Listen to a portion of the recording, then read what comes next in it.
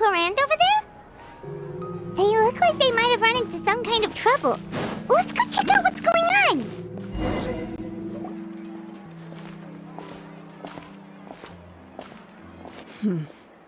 Still no dice? Not at all. And I've asked pretty much everyone in the court of Fontaine already. Lynette's ears drooped as soon as she heard that we'd have to be out and about for days on end. And Fremine, he hid himself under his helmet as soon as he realized there'd be people around that he didn't know. What about Chiori and Charlotte? I feel like both of them would be more than up to it. I've asked them already, but they're both pretty busy right now. I just gave the members of the Spina a few days off, too, so I don't want to bother them either. This is getting pretty difficult. Navia, Clorinde, what's up? Oh my. Well, if it isn't my dear partners. How are you all doing? Huh. Navia? Huh? Oh, you mean... Yep, this is our chance. Do you need our help with something? Oh, precisely. My dear partners, we've got a huge problem right now that only you can solve. Whoa, for real? Absolutely. We've already exhausted all our other options. Traveler, Paimon, would you join us and play Marechaussee Hunter Judgment Day? Marechaussee what now? It's a new game script by the Tabletop Troupe, a local roleplay adventure club. Ever heard of the Tabletop Troupe? They put out games that allow you to participate in a story and roleplay characters with your friends. Oh, I've loved their stuff ever since I was a kid. That sounds super interesting. Clorinde and I are both veteran members of the club. Recently, someone came up with a new script and was looking for people to help playtest it for them. And when they asked, of course I couldn't refuse. I mean, come on! A brand new script? Nobody has ever played it before. Generally speaking, scripts at that level of development have a lot of issues, but I think this one is pretty solid. The author obviously put a lot of work into the story, and the world building is also quite credible. Whoa! I know I was the one that handed you the script, but some of us haven't read it yet. No spoilers, please. Anyway, the script calls for a team of 4. Ah, yes. We're missing one final player right now. So, you're saying you'll help us out? I knew I could count on you, partner. Paimon and the Traveler are kind of a package deal. Is that okay? That's not a problem. I'll adjust the pace based on the actual number of players, and ensure that everyone has a good time. Well, Traveler, what do you think? Wanna play? Paimon will follow your lead. Well, that solves our problem. You have our thanks. Woohoo! I'll go grab the script manager from the club right away. The script manager? Didn't you just say that you gave Clorinde the script? The club introduced a completely new kind of gameplay for the script. In this iteration, the Game Master's version of the script is incomplete. The script manager provides the next part of the script only after players have completed the current list of objectives. On top of that, in order to increase player immersion, the club has created some of the story's sets and scenes in real life. We'll only know where we should go once the script manager reveals the starting location. Wow, you're right. Whoever wrote this script really did put in a lot of work. And it's got a real healthy amount of suspense, right? I mean, even the GM doesn't know how the story will end.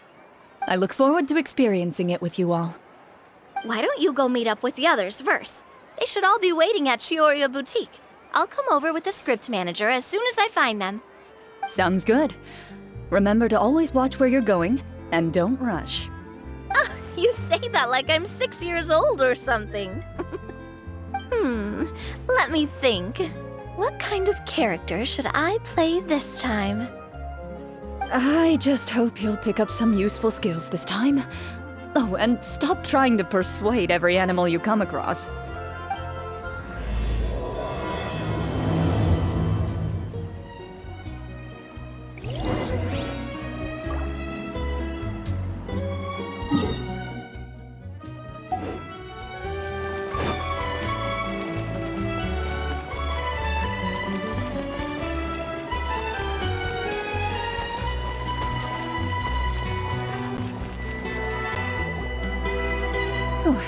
Sorry to keep you waiting. Ah, you're back! Huh? And you've got the Traveler and Paimon with you, too! What a pleasant surprise. I assume you'll be joining us for the game then?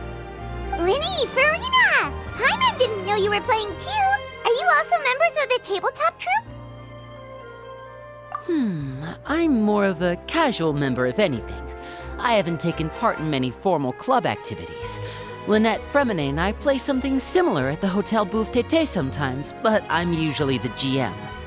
Still, I'm sure it'll be fun being a player for the first time. I'm looking forward to it. Well, I'm not a member of the club at all. Clorinde simply woke me up first thing this morning, said there was a good script worth experiencing, and asked if I wanted in. If you're interested, I can give you a referral. That should give you a 40% discount on membership fees. I think I'll wait to see how this experience plays out first, especially when it comes to the quality of the script. If it's sufficiently fun, then I'll join. Do you participate in a lot of tabletop troupe activities, Clorinde? You could say that. She's actually one of the few senior game masters of the troupe. Right. I knew about that even when she was still my subordinate. It's nothing. Really, just a small hobby of mine. Wow. Paimon's so used to seeing you be all upstanding and intimidating as the champion duelist. It's kind of hard to imagine you role-playing with a bunch of friends. Surely you jest. I would never intentionally make things difficult for my players. I maintain a clear boundary between my professional and personal lives. The me you see at court represents the law and order of Fontaine. I put all personal feelings to the side and grant a fair duel to all who seek to defend their honor. But in my personal life, I'm just an ordinary person.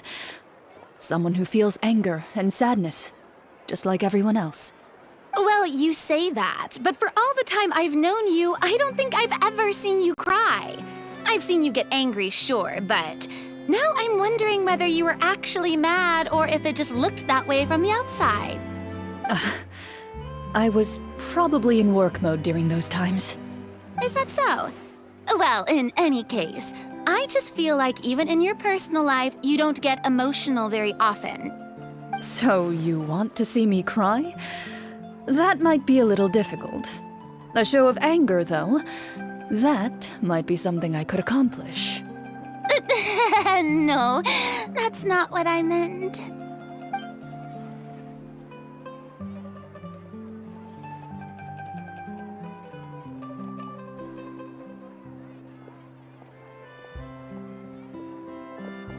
Ah, I'm back! Here, allow me to introduce you to the script manager, Mr. Florian. Pleasure to meet you all. Hello? Wait, are you a champion duelist too, Mr. Florian? Oh, no. This is just the costume provided by the club.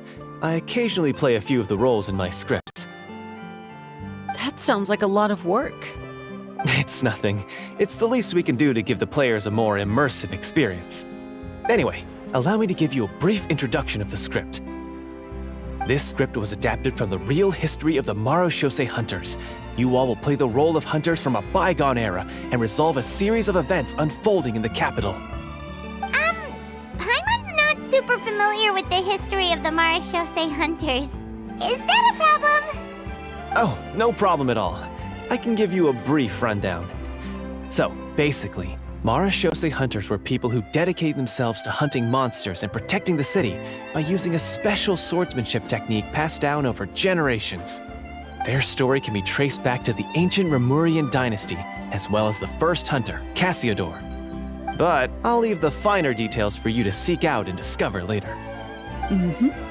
And I'll provide additional commentary as the story progresses. In that case, brave hunters, are you ready to set out on an unknown adventure? Whoa, just one sentence and it's like we're in the story already! Aha, I see many a determined gaze before me. Very well, head over to this location and begin your heroic journey. So, as we follow the story, it leads us to specific scenes? Ooh, sounds pretty innovative. What does the message in the envelope say? It's the exact location of the scene, as well as the formal permission to use the venue. Huh, seems like they have everything prepared. Please check all your belongings, everyone, and make sure you haven't forgotten anything. Once you're ready, please follow me to the designated location. Sounds good. Hunter Squad, move out!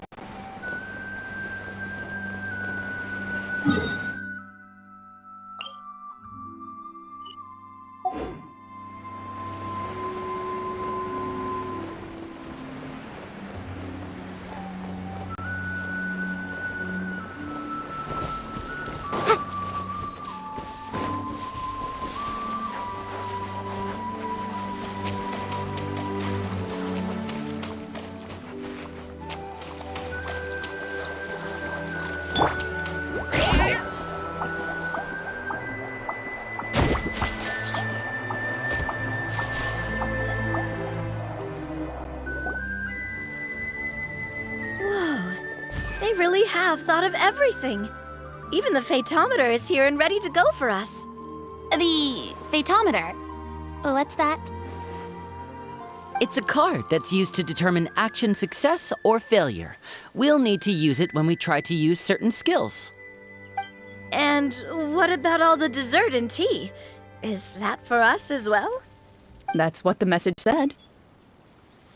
Really? That's so nice. It feels just like a tea party with friends. Those snacks have Paimon's name written all over them! I think you might be more of a snack hunter than a Marashose hunter, Paimon.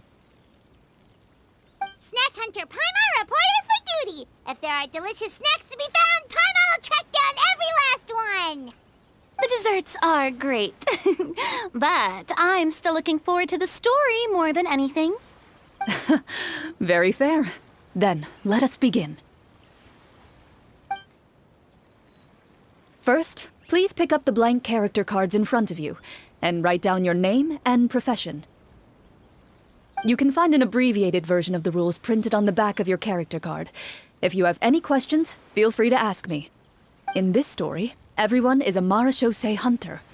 To reflect this, the club has prepared a small badge for everyone. Ooh, nice! As hunters, you have proficiency in swordsmanship and fighting by default, so there's no need to allocate any additional skill points to those areas. Swordsmanship? So there's a fighting part to all of this? Paimon's not sure she can do all that on her own. Maybe Paimon can just stick with you? Why don't you share a character card then? The Traveler will be the Marashose hunter, and you can be her little floating assistant. Kinda like in real life. So, for the name, do I fill it out with the name of my character? Yep, it can be any name you like. You can use your real name too if you want. I do that whenever I get too lazy to think of a new name. Oh, so it would be like experiencing a different life, but still as yourself. That's not a bad idea. In that case, I think I'll continue to use the name Linny then. Next up is the skill sheet. You have a limited amount of skill points that you can use to learn a number of skills. The more points you invest in a particular skill, the easier it will be to pass associated checks. I'll take Persuasion and Investigation. Those are must-haves when it comes to missions like these. Oh, those skills sound like they'd be useful for gathering intelligence! Good idea, Navia! Just as expected of a veteran player. So, should we also take those skills then? Not necessarily. Since we're working together as a team, we could leave the negotiations to Navia and use our skill points to pick up other useful skills. For example, I think I'll take Stealth and Sleight of Hand. That will give us more options if we run into any situations we can't negotiate our way out of. Oh, interesting. I wasn't thinking about it like that. I suppose it's not so different from an acting troupe. Everyone has their own role to play. Let me see. I'll take arts and performance. I'm not quite sure what use they'll be, but I'm not as knowledgeable about the other skills, and I'm not too confident I'd be able to roleplay them well. Well, that leaves us. What do you want to learn, Traveler? Ooh, so you want to help people when they're injured. That's nice of you. Ha!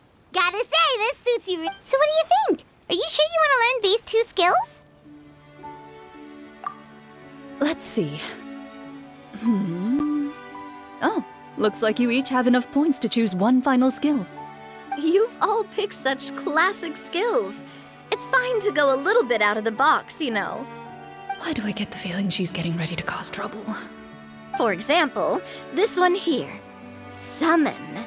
Doesn't it sound super mysterious and cool? Oh, I saw that one just now as well. The description says, this skill can be used under certain circumstances to summon characters or creatures that fit the script's world-building rules. The script's world-building rules, huh? But how are we supposed to know what a Marashose hunter can summon? Oh, that's not for us to worry about, my friend. Just learn the skills that interest you, and the GM will take care of the rest. All right, you've convinced Paimon. Let's learn Summon, then. Paimon can't wait to see what kind of thing shows up. Well, now that everyone's more or less finished creating their characters, we can begin. Since 2 of our players are doing this for the first time, though, let me ask. Would you like to play on easy mode or authentic mode? What's the difference between the 2? Well, in role-playing games, the story sometimes changes based on the decisions of the players and the results of the Fatometer. For example, if you fail a check, that means you cannot use the target skill in that scenario. A critical failure may even result in further negative consequences. If you choose to play in authentic mode, every time you elect to use a skill, you'll need to use the Fatometer to see whether you succeed or fail, and face any consequences that may follow. If you choose easy mode instead, every check will be successful by default, and you won't have to worry about luck playing a factor.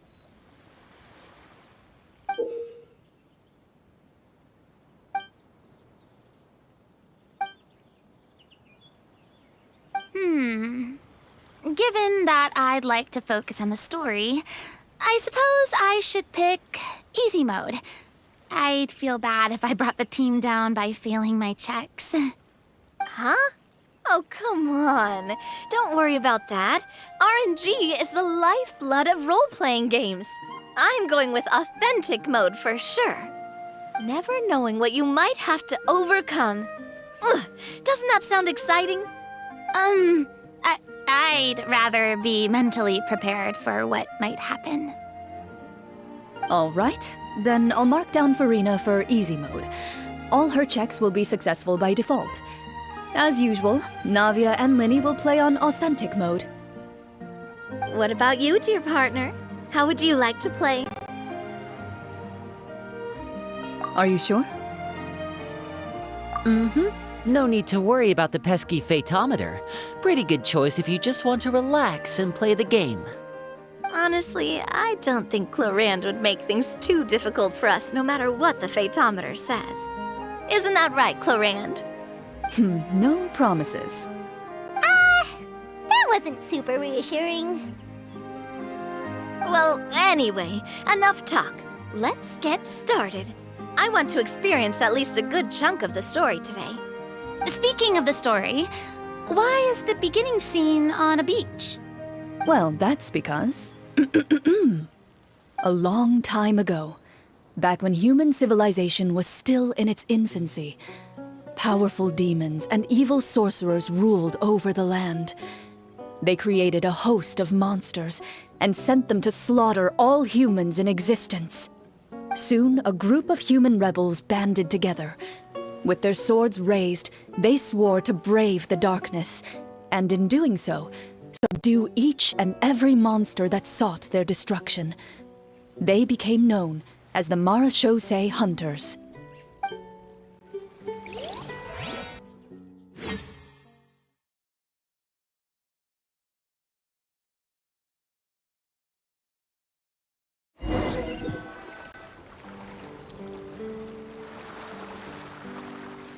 Sometime later, as a member of the Marashosei Hunters, you receive a commission. Following the address provided on the message, you take a boat and arrive at this strange city. As you inhale, you can taste the slightly salty air of the docks as you begin to survey your surroundings. There aren't many people in the vicinity, but you do take note of a few others who, like you, seem to be sizing up this place. Your eyes meet, and you realize these people are fellow Marashosei hunters, likely led to this location after receiving the same commission as you. You're all Marashosei hunters too, right? Allow me to introduce myself. The name's Navia, monster hunter by trade and helpful neighborhood businesswoman on the side. What say you to traveling together? We can help each other out on the road. Okay, count me in. My name is Linny. I've been wandering since I was little and picked up a few less than legal tricks along the way. I was adopted by a Marashosei hunter and later chose to follow in his footsteps. Is this where you introduce your character to everyone? It sounds like they've done this dozens of times. My name is Farina, and, I grew up in a noble family. I always had a strong interest in performance and the arts. Even though I'm a Marashosei hunter, what I really want is to be a performing artiste. Hey, that's really cool. You can do it, Farina. That's exactly how it's done. Paimon is Paimon, a good friend and companion to this Marashosei hunter right here. I've been studying medicine ever since I was a child. I want to do my part to eradicate these monsters and use what I've learned to heal others. Oh, welcome, welcome. When we face the monsters, I'll make sure to charge in front to give everyone some cover. You can take care of the healing at the back. You open your envelopes at the same time. The message reads, "To the honorable and trustworthy Marashosei hunters, our kingdom is currently facing a grave crisis. The lands outside the capital have been overtaken by monsters, and our people are being led astray by forces of wickedness. We beseech you, please help us resolve this crisis and return peace and stability to our home." Huh. The layout of this city looks super familiar. It kinda reminds Paimon of Mondstadt! The scriptwriter must have used a real-world city as a reference when coming up with the map. As experienced hunters, the layout of the city reminds you of places once traveled. You recall the sight of tree-lined streets and the gentle tranquility of days gone by. Yet, as you regard the city in front of you, it appears to be little more than an empty shell. Its hollow gates are open to you, beckoning you to come forth and bring salvation back to the town. I carefully read every line of the letter and turn my attention to the signatures at the bottom. Who issued this commission to us?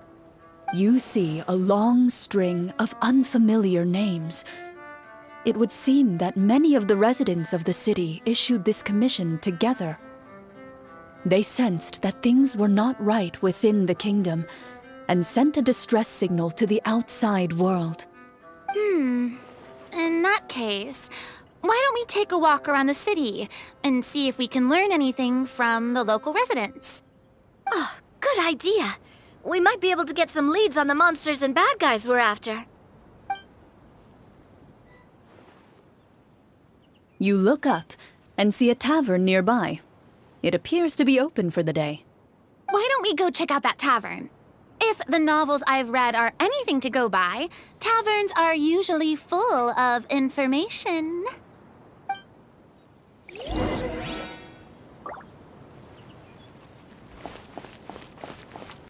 As you approach the tavern, you find a plainly dressed woman standing nearby. She appears to be rather troubled about something.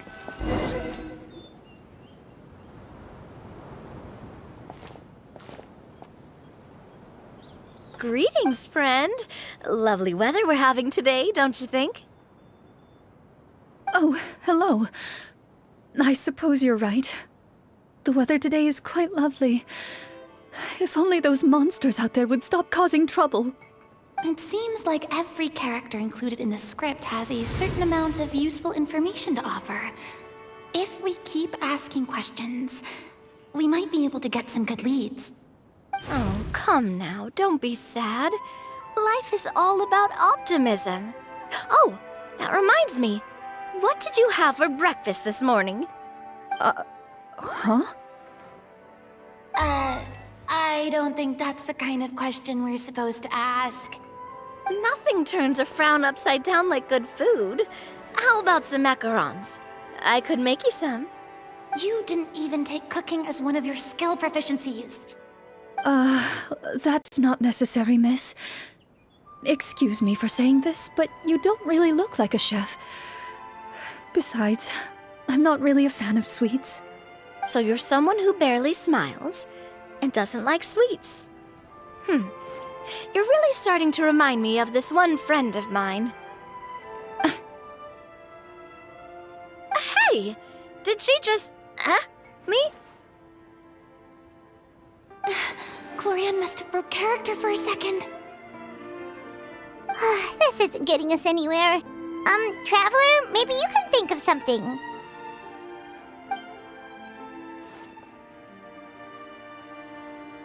Are you sure? In that case, please refer to the fatometer.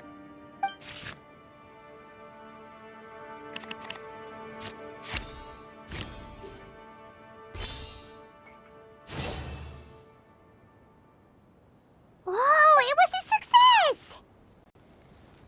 You remain silent as you prepare a pot and fire to use for cooking. The woman stares at you with her mouth agape as you skillfully cut the ingredients and toss them into the pot. After some time, a rich aroma begins to fill the air. Even a passing cat can't help but stop in its tracks and look up in anticipation. Please have some food. Who knows? Maybe you'll feel better after eating something delicious. Whoa, that's amazing. Wait. So as long as you pass the check, you can pretty much do anything? And it won't be seen as absurd? Oh, thank you. You were right. This food really did make me feel better. So, what had you so worried earlier? Could you tell us a bit more about it? Okay, let me fill you in. A horde of monsters suddenly appeared near the capital recently, so all the guards were dispatched to fight them.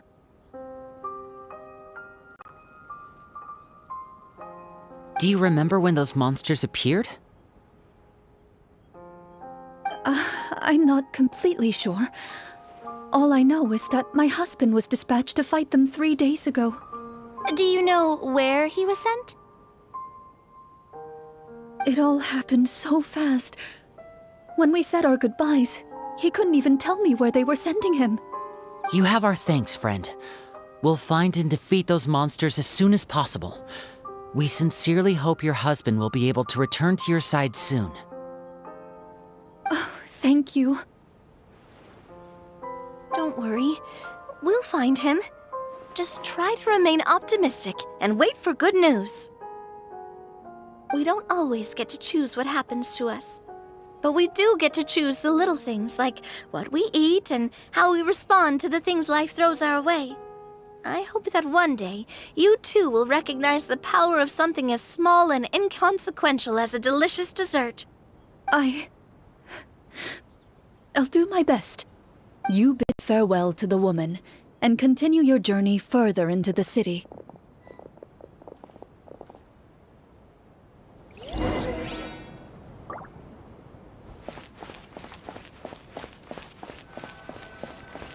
As you venture further into the city, the streets appear largely empty.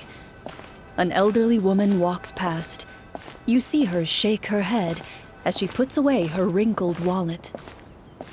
A nearby merchant folds his arms and gives you a disdainful look. You get the impression that he's someone who has long gotten used to the sight before him.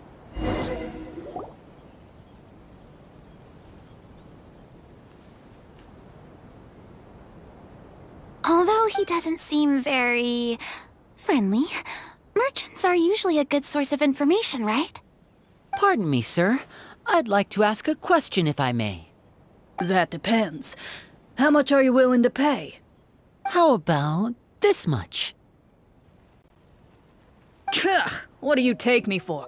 Some lowly beggar? You can't even buy half an onion with that amount. Surely an onion can't be that expensive, right? What do you know? War's nearly upon us. Everything costs several times what it did before. If you're not gonna buy anything, then scram. Whoa, what a nasty guy. Maybe we shouldn't even bother talking to him. But he still might have information we need. Traveler, can you think of something?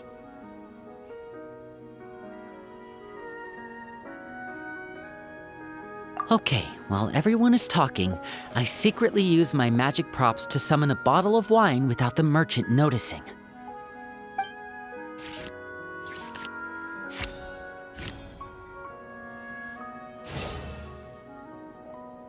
We meant no offense, sir. Here, allow me to offer you this bottle of vintage wine, made only from the finest grapes. I'll just leave it here. Please, enjoy it at your leisure. I should mention that this wine is the perfect accompaniment to a meal. I'd suggest enjoying it with dinner. All right. Go on and ask. What do you want to know? Do you have any information on the monsters or the crisis that has overtaken the kingdom? Crisis? If you ask me, there's a crisis everywhere you look. Those monsters are camped outside the city, and they've been destroying all our trade routes. We have limited reserves within the city, so if this continues, we're all gonna be in big trouble. Wait, you're saying no one has put a plan in place to distribute supplies or maintain order? We could all starve, and those nobles in the palace wouldn't even break a sweat. Who knows? Maybe they've been in cahoots with the monsters all along. That is concerning. Thank you, sir. We won't take up any more of your time now.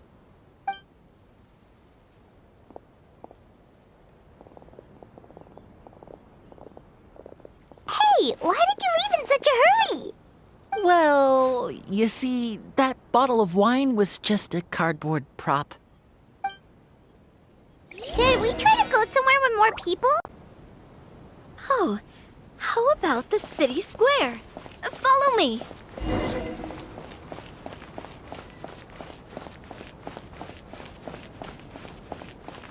Before you lies the city's central square. You see a man with a slightly anxious look on his face, pacing back and forth, his head hanging low. He doesn't seem to notice your approach. Still immersed in his own thoughts, he shakes his head and lets out a long sigh. This guy seems promising enough. Maybe I can get some information out of him. Hello, sir. Is there anything I can do to help you? Wait, you're... I'm... Oh, dear goodness! You're a Marashose hunter! You recognize us? Are you one of the people who wrote the commission letter? Yes! Oh, I didn't expect you to actually come! Oh, what great news! The city is saved! What happened here? Alas, we once lived comfortable, carefree lives. This city used to be free of monsters. The first Marachose hunter, Casiodor, the Golden Hunter, he was the one who drove them back. However, monsters have once again surrounded the city. Perhaps the seal that kept them at bay has lost its power. Or perhaps an evil sorcerer has been meddling in our affairs. All I know for sure is that their return has stripped the city of any chance at peace. Are there not enough soldiers to drive them out? It's not a question of numbers. The guards simply have no idea how to deal with them. Most people my age have never even seen one of the monsters, much less been trained to fight against them. What's worse, many of us don't even know the history of the Marachose hunters anymore. When I was a child, though, my grandfather would tell me stories about how the Marachose hunters drove back the monsters. So, on the off chance that something might come of it, I decided to reach out to you. To be perfectly honest, I was starting to think all those stories were just tall tales. But now that I've seen you in person, I finally know that it was true! Well, you can rest easy, friend. The righteous and formidable Marachose hunters are on the case. The man is touched by your determination and resolve. His eyes begin to well with tears of relief. Still, if we are going to hunt the monsters, we need to know where to find them. Can you give us any leads? All I know is that the area outside the city is dangerous. I'm afraid I can't point you toward a specific location. Oh, although, if you leave the capital through the main gate and follow the road, you should run into a group of guards. They might know more about where to find the monsters. I see. We'll go look for them then. All right, be careful. Oh, and one last thing. The monsters outside the city are just part of the problem. There are evil sorcerers inside the city as well, so be on your guard. They're actively working with the monsters, and have corrupted the court ministers with malicious magic. They're the reason why, even inside the city, everything has been a giant mess. Even one of our kindest ministers has turned into a boorish and unreasonable figure, interested in nothing but enacting laws that exploit the people. Who knows how much longer we'll be able to go on like this. Talk about being stuck between a rock and a hard place. I feel bad for him. Maybe we should try to cheer him up? Huh? Like, now? Is this really the right time? I appreciate your kindness, but for now, it's more important to focus on the crisis at hand. Brave hunters, I leave the future of this kingdom to you.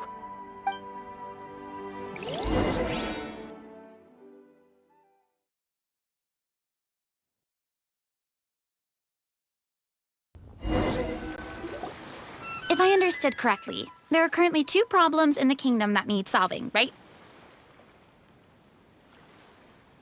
Exactly. We need to defeat the monsters outside the city and take down the evil sorcerer stirring up trouble from within. But which problem should we tackle first? Well, this seems like a good moment for a break. Take some time and discuss what you want to do. Let me know when you've made your decision. I really didn't expect the people in the city to keep us at arm's length like that. I totally thought the hunters would be treated like heroes.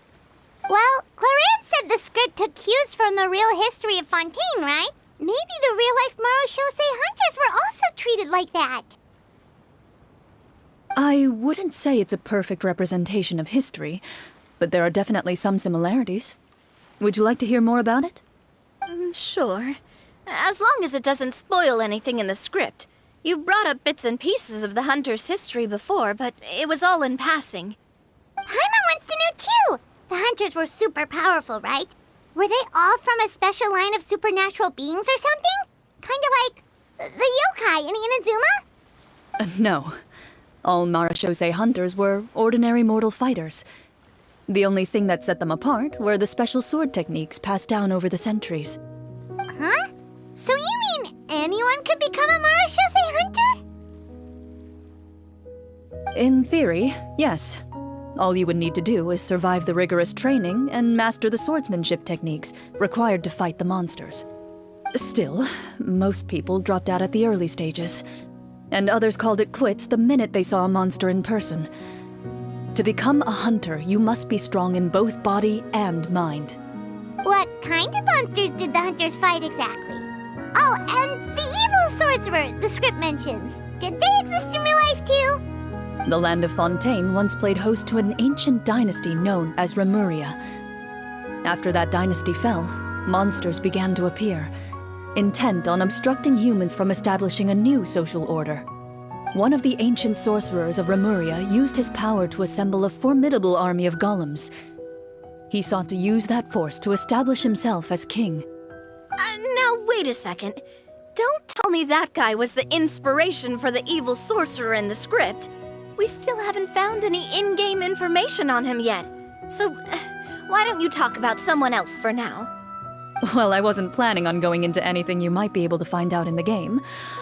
But if you want me to talk about something else, then... How about Casiodor, the Golden Hunter? Or Egeria, the ex-Hydro Archon? Wait, but those people are all from a super long time ago. Where did you learn all this, Clorinde? From my master. Huh. By master, you mean Miss Petronia? Is someone you know? Absolutely. Miss Petronia and my father were good friends. Back in the day, she would often bring Clorinde over to play, but then... Let's not get off topic. Anyway, back to what I was saying. Responding to Egeria's call, a number of warriors followed Casiodor into battle against the monsters.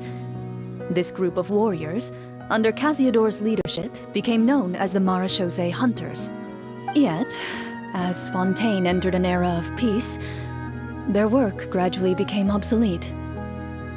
The Marechaussee Phantom, originally an association made up of hunters, eventually came to be predominantly comprised of Melusines. Ah, I see. That explains why most of the people in the script have forgotten the hunters or think of them as nothing more than a legend. Is that really a bad thing, though?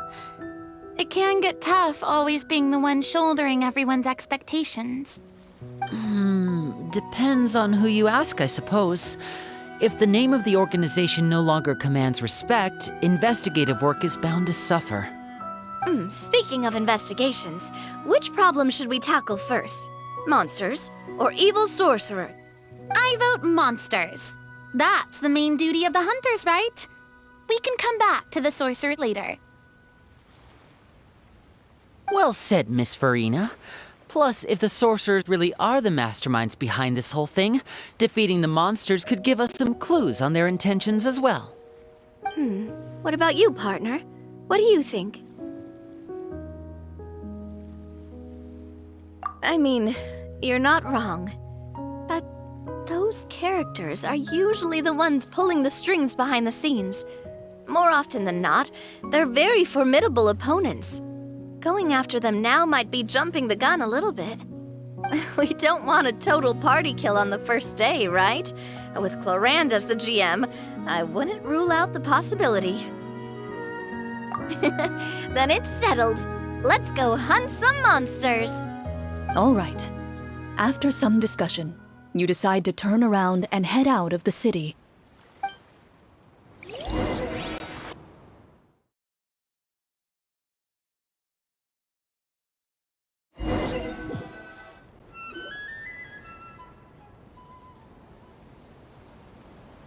Let's take a look around, like that guy said.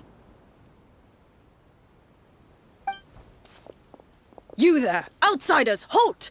Who's there? An armored man approaches you. He has a tall, muscular build and a determined expression in his eyes. Just one look, and you can tell he's fought in his fair share of battles.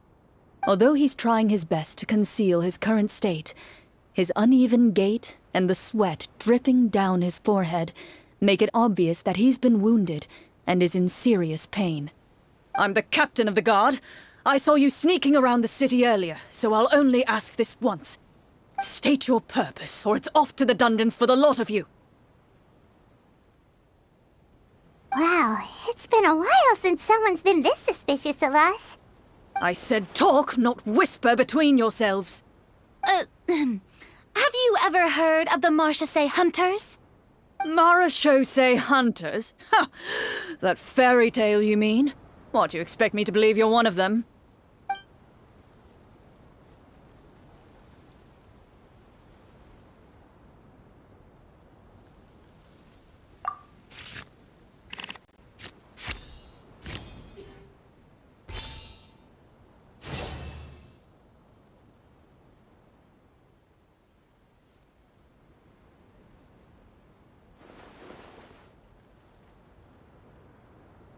Using your knowledge of medicine, you're able to deduce that the injury on his calf was a monster's doing, and the wound has already begun to fester.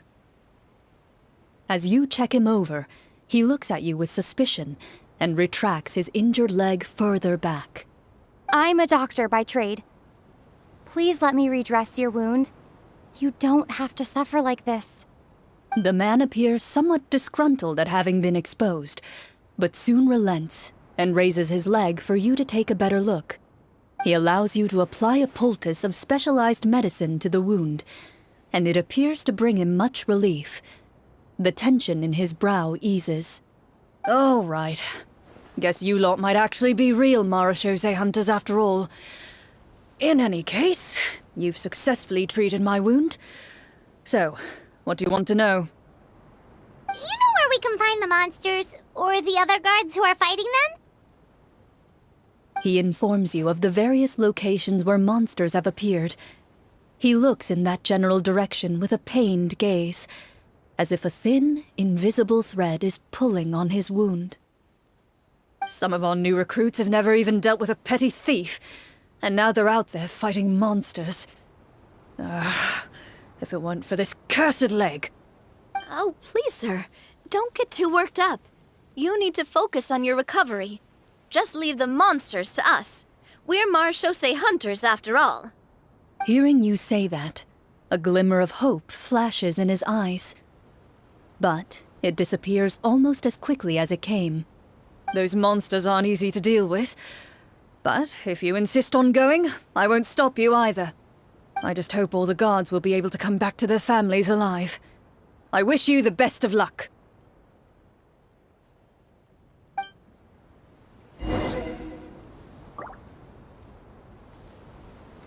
Based on what the captain said, the monsters should be right up ahead. Let's go. Hopefully we're not too late.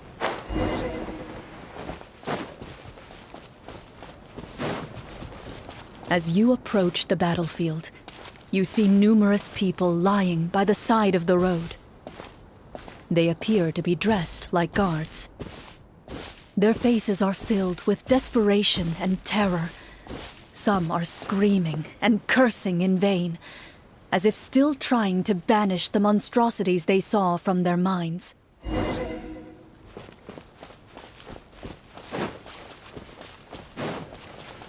A few of the wounded look up at you in shock and disbelief.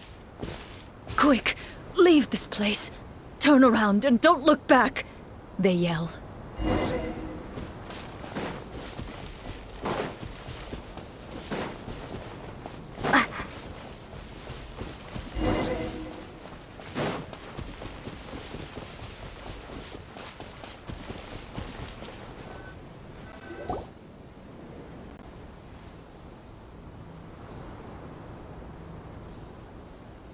This is the place he mentioned, right? You see broken iron swords scattered all around you, and downed trees riddled with terrifying claw marks. All the signs point to one thing. A truly devastating battle just took place here. Be on your guard, everyone. The monsters might still be around.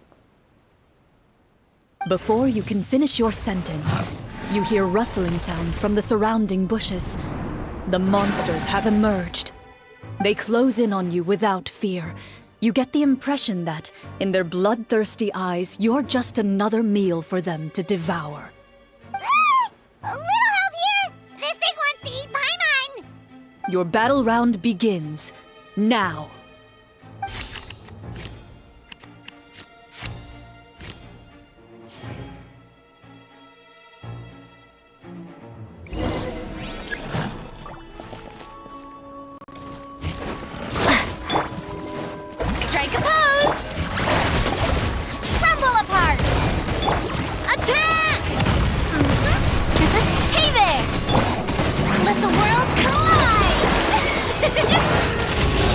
get this show on the road! The next battle round begins now. Step right up.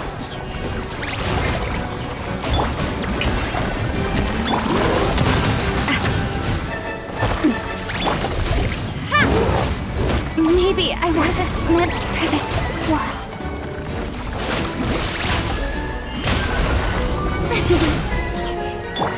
Now disappear! The monsters let out a terrifying roar of anger and resentment before dissipating into thin air. Oh, thank goodness it's over.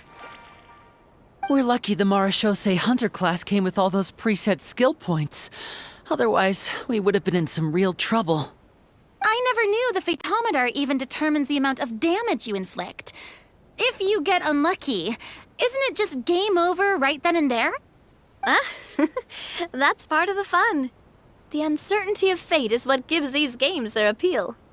Just as you begin to celebrate your victory, a suspicious lump on the ground catches your attention. A suspicious lump? Wait, could it be the thing that appears after every battle? I walk up to it, crouch down, and begin to carefully examine it. I've still got my right glove on, so it should be fine for me to touch it, right? As you investigate the mound, you discover that the exposed portion appears to be made of wood. It was previously obscured by the large form of the monsters.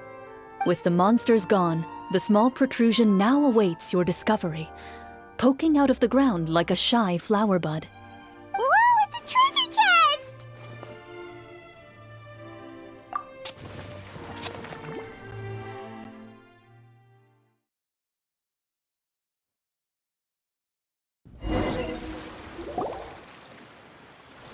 With everyone's help, you successfully excavate the wooden chest from the ground.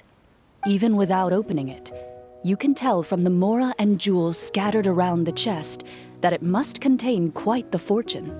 Makes sense. We worked hard for this. Let's open it and we can share what's inside. I can understand your excitement, Paimon, but think about it. Doesn't it seem like there are people out there who need this treasure more than us? Yeah. Think about all the people suffering in the capital. Or all those guards who got hurt fighting the monsters. Wouldn't it be better if we gave the treasure to them? Wait, is that how it works? Paimon thought since we were the ones to dig it up, we could just take it for ourselves. Well, let's put it this way. Any decision you make during a role-playing game can impact the future course of the story. But would the people really believe us? It's hard enough for us to prove we're Marashose hunters. What if they think we procured the treasure illegally? They might get even more suspicious of us. That's definitely something we should consider. Maybe we can come up with an explanation in advance. Well, if donating it could cause that much trouble, why don't we use it to buy some gear and fill up on good food? Then we'll be ready to fight even more bad guys. Looks like you're facing a difficult choice once again. Well, it's getting late. Why don't we call it a day for now?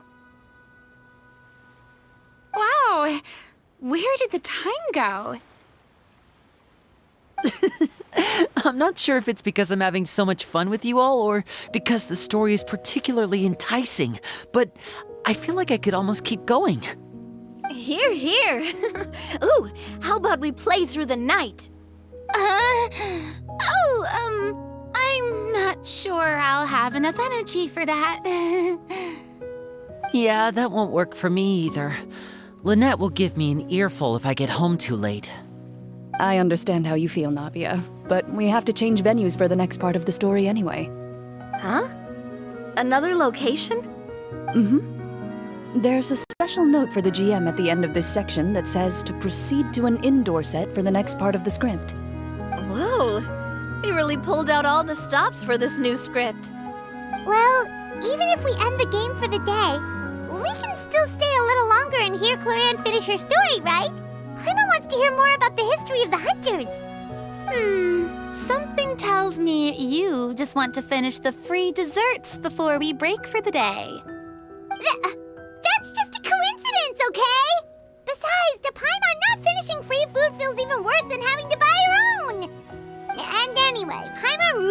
guys want to hear more about Clorinde's master? Well,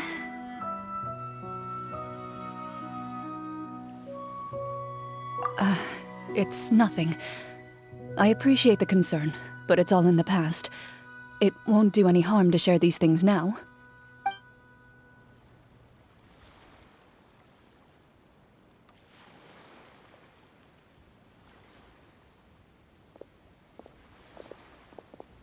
My earliest memories are of living with Master. According to her, she saved me from certain people of ill repute. My birth parents had left me behind some time before that. What a heavy beginning for a life story. Master was a fascinating individual, if inexperienced in the ways of raising children. My first ever toy was a short sword. Although I suppose it wasn't so much a toy as something Master removed from her waist and handed to a noisy child in need of distraction. Oh, wait, so she handed an actual sword to a child? Isn't that dangerous? Did you hurt yourself? Of course I did. I cut my palm and bled quite a lot.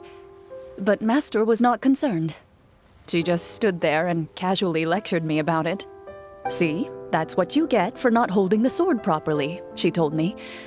She then crouched down next to me and said, "Give me your hand. I'll teach you to bandage this wound. After that, it's time to learn how to truly hold a blade." Excuse me for asking this, Clorinde, but how old were you exactly when all this happened? Probably around, 3, give or take. 3? Isn't that when most kids are still struggling to hold a fork? As I said, Master was rather inexperienced in the ways of raising children. She believed trial and error was the best way to teach a child what they're capable of. I'm not so sure this is a question of experience. I didn't see anything wrong with her ways at the time. And anyway, children don't get to choose how they're raised.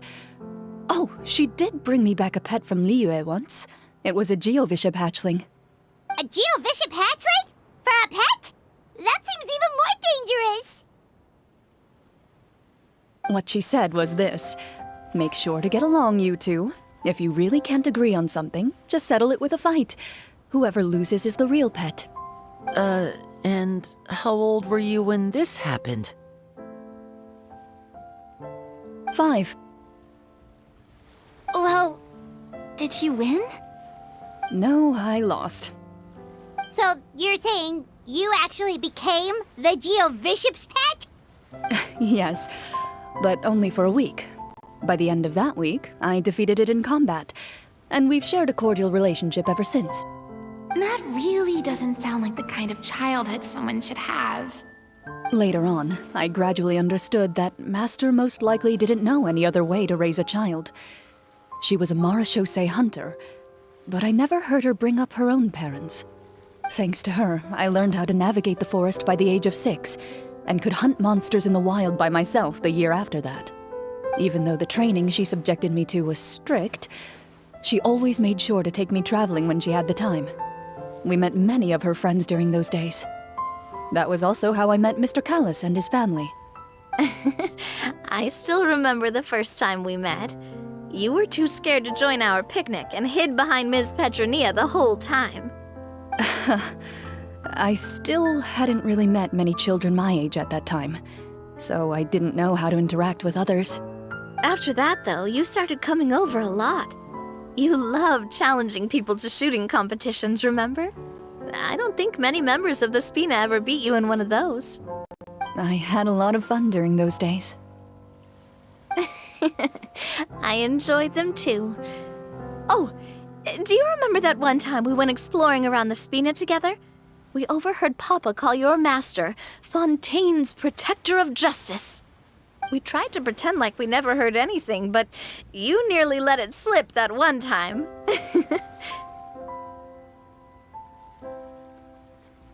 Protector of Justice? Oh, wait, you mean that vigilante hero from 20 years ago? The one who is always active at night? Yep, that would be her. She often would put on a black cloak and go out at night. I never knew where she went or what she was doing. Until, like Navia said, we overheard the truth from Mr. Callis that night. 20 years ago, huh? I still remember the guards leaving all kinds of witness reports about her on Nervalette's desk. My apologies. Oh, there's no need to apologize. You had nothing to do with it. And anyway, everything she did was for a good cause. Although, calling herself the protector of order was a bit much. Especially when she deliberately operated outside the law. Huh? When did the Protector of Justice become the Protector of Order? Oh, she had a bunch of code names. I heard she would just come up with a name on the spot whenever she was asked. Later on, she probably got sick of answering those questions and decided to stick to just two. The Protector of Justice and the Protector of Order. That sounds like her, all right. I bet she forgot which of the two she'd use by the time she got back each night. Well, she certainly sounds like a fascinating individual. With her strong sense of justice, it's no surprise her student followed in her footsteps. It's true. I always wanted to become like her. Someone powerful, independent, and with a strong sense of conviction. But...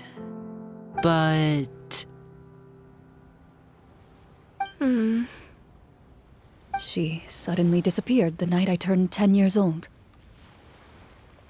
Disappeared? What happened? I have no idea. She didn't even leave a note. I was never able to find out where she went. That night, I was celebrating my birthday at Navia's house, but Master never came to pick me up.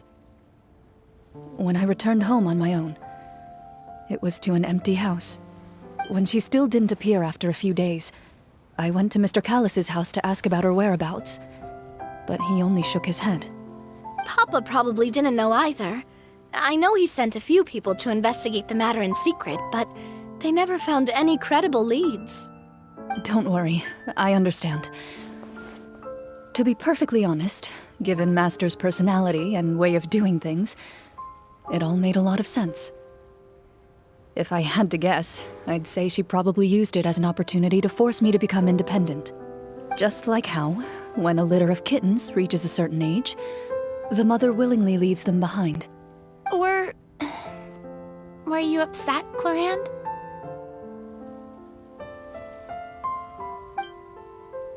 I was at first, but not anymore. I don't believe Master would suddenly disappear for no reason. There must have been something she just had to do.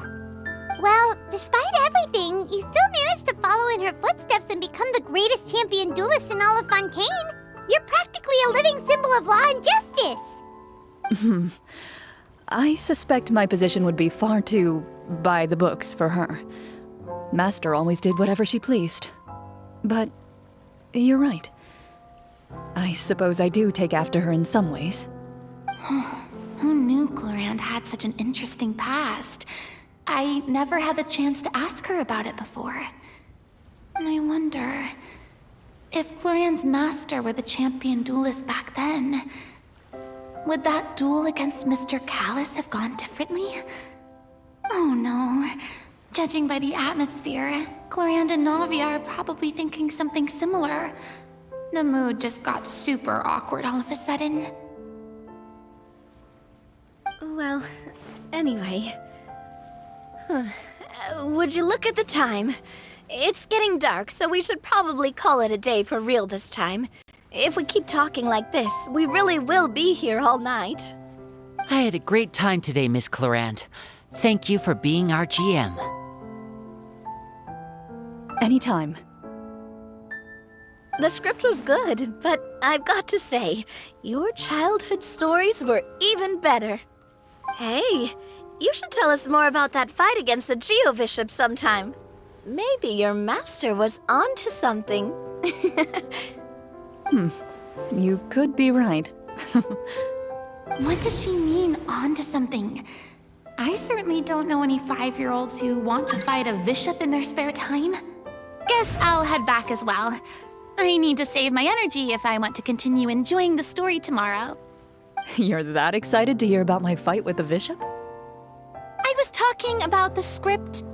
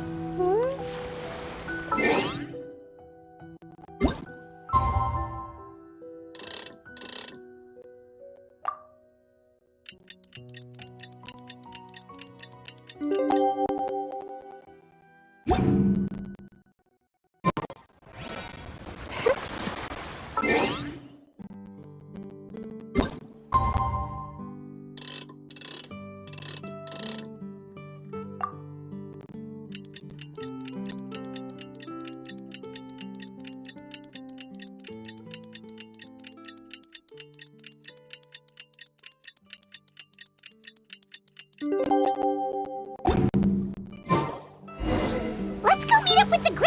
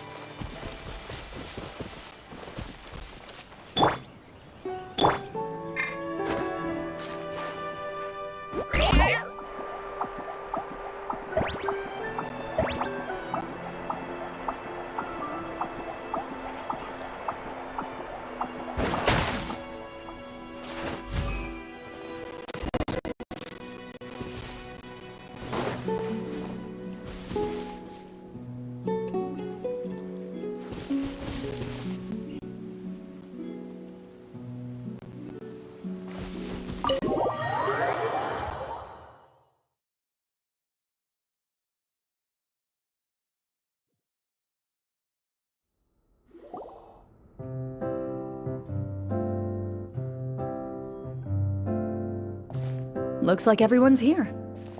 Now, before we begin, why don't we finish where we left off yesterday? There was an important decision to be made, yes? I'll pour everyone a cup of tea. Is that really the most important part, though, Clorinde?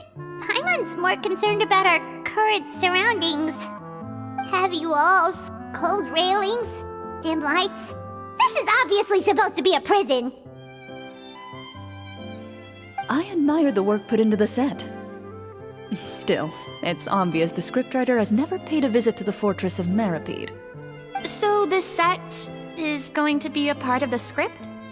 Unfortunately, that is something I can neither confirm nor deny. Anyone think Clorinde's smile is starting to look kinda scary? Well, whatever happens, we'll just have to push on. But first, we should really figure out what to do with this treasure. If we're worried about arousing suspicion because of our identity, why don't we give ourselves a different name, just like Clorinde's master did? Yeah, it might be better to keep a low profile. As long as we're helping people, it doesn't matter who we are or what we're called. Staring at me won't get you anywhere. Or did you want some more tea? Oh, Paimon's good. Thanks. Why aren't you saying anything, Navia? Wait, what's that next to you? Oh, this is the short sword Clorinde mentioned last night. I found it. Huh. I'm surprised you managed to track it down after all this time. Well, I made sure to take good care of it, considering the circumstances in which you gave it to me. Of course I had to keep it safe. Anyway, where were we?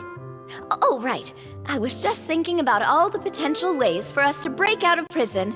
We could dig a tunnel, or try to bribe the guards. Wait, we haven't been thrown into prison yet, have we?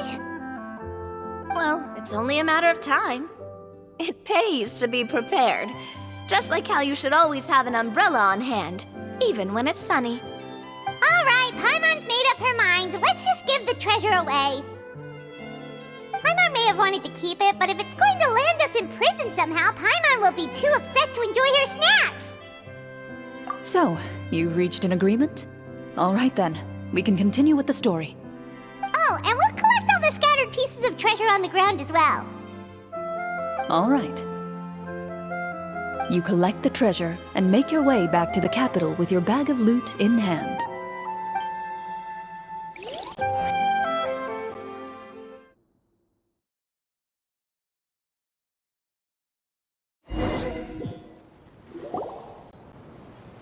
The city is still shrouded in a gloomy, oppressive atmosphere, but your spirits are surprisingly high. In places where sunlight struggles to reach, you generously share your wealth with the children, the elderly, and the poor in urgent need of help. Thank you, kind soul.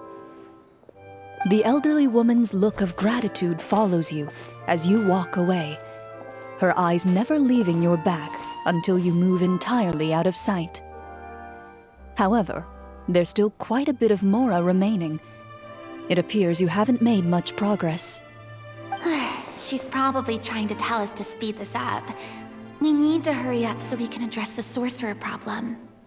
Should we go find that man again at the square? He seemed like a pretty responsible guy. I'm sure he knows the people here far better than us. Oh, good idea! Just as you start to make way to the square, intent on finding the man again, there's a voice.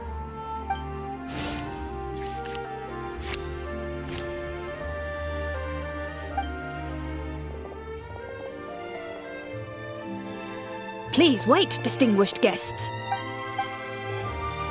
Several strange guards suddenly call out to you.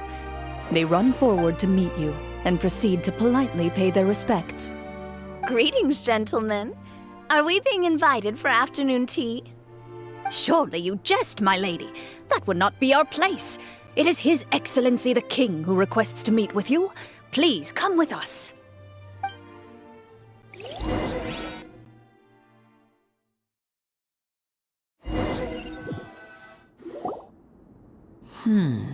Do you think this could be a trap? Well, we have to investigate the court at some point, right? Meeting the king himself would be a fantastic opportunity to do that. I say we go for it. If something happens, we'll just turn the whole place upside down. That sounds a little intense. After a quick discussion, you nod to the guards and agree to follow. They lead you all the way to the audience hall of the palace. Gilded tables line both sides of the hall.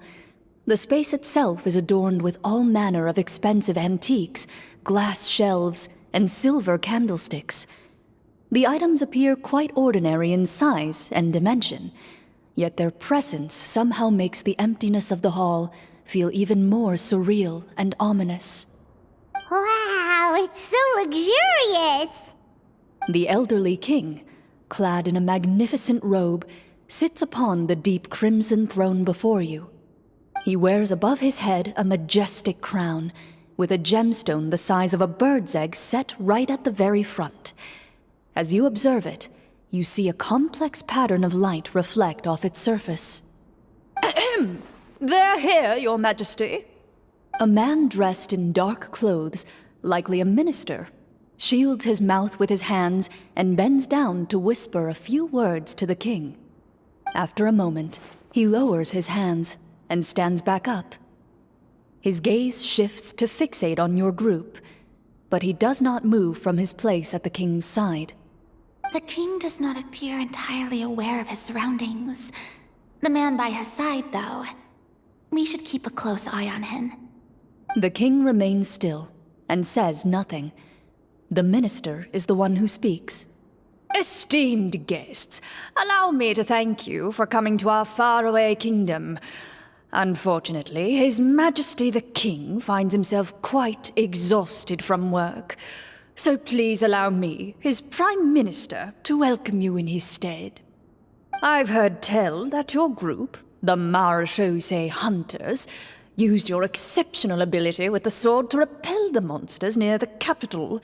Such a great deed deserves to be rewarded. However, seeing that I was not fortunate enough to observe such a feat with my own eyes, you'll forgive me for seeking to verify the truth by speaking to you myself. Well, we've got nothing to hide. You brought us here to talk, right? So we'll just explain what happened.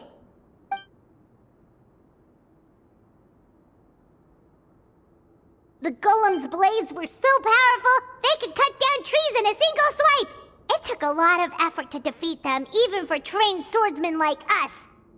Well, that was enough details, right? Believe us now? Your account does indeed match those of the survivors. Since you were the ones who defeated the monsters, that must mean you are also in possession of the treasure they stole?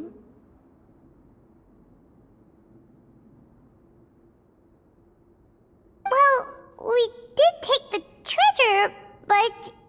How did he know about the treasure? Then I must ask that you return it at once. It belongs to the kingdom.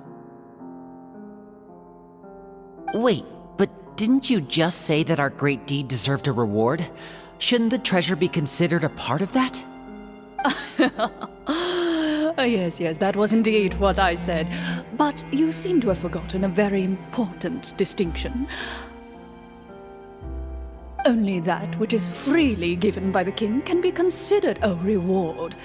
Taking the rightful wealth of a kingdom without said permission, on the other hand, is a crime. But that's completely unreasonable. Yeah, that makes no sense! If it weren't for us, the treasure would still be buried underground somewhere! Maybe so, yet the fact remains. You tried to dispose of the treasure without reporting it to the court and without receiving permission, yes? What, no answer? Surely you're not insinuating that you, a group of legendary marechaussee hunters, sought to take the treasure for yourselves? Well, what about the king? Is he just gonna let this guy talk for him the whole time? Clad in his magnificent robe, the king remains seated, with his hands resting on either side of the throne. His posture is rigid and unmoving. He stares forward with an empty look in his eyes, completely unmoved by the events before him. From the look of things, could the Prime Minister be the evil sorcerer? Or could both the King and the Prime Minister have fallen under the evil sorcerer's control? I would like to observe the number of guards stationed in the hall. The guards in the palace appear fully armed, their expressions solemn.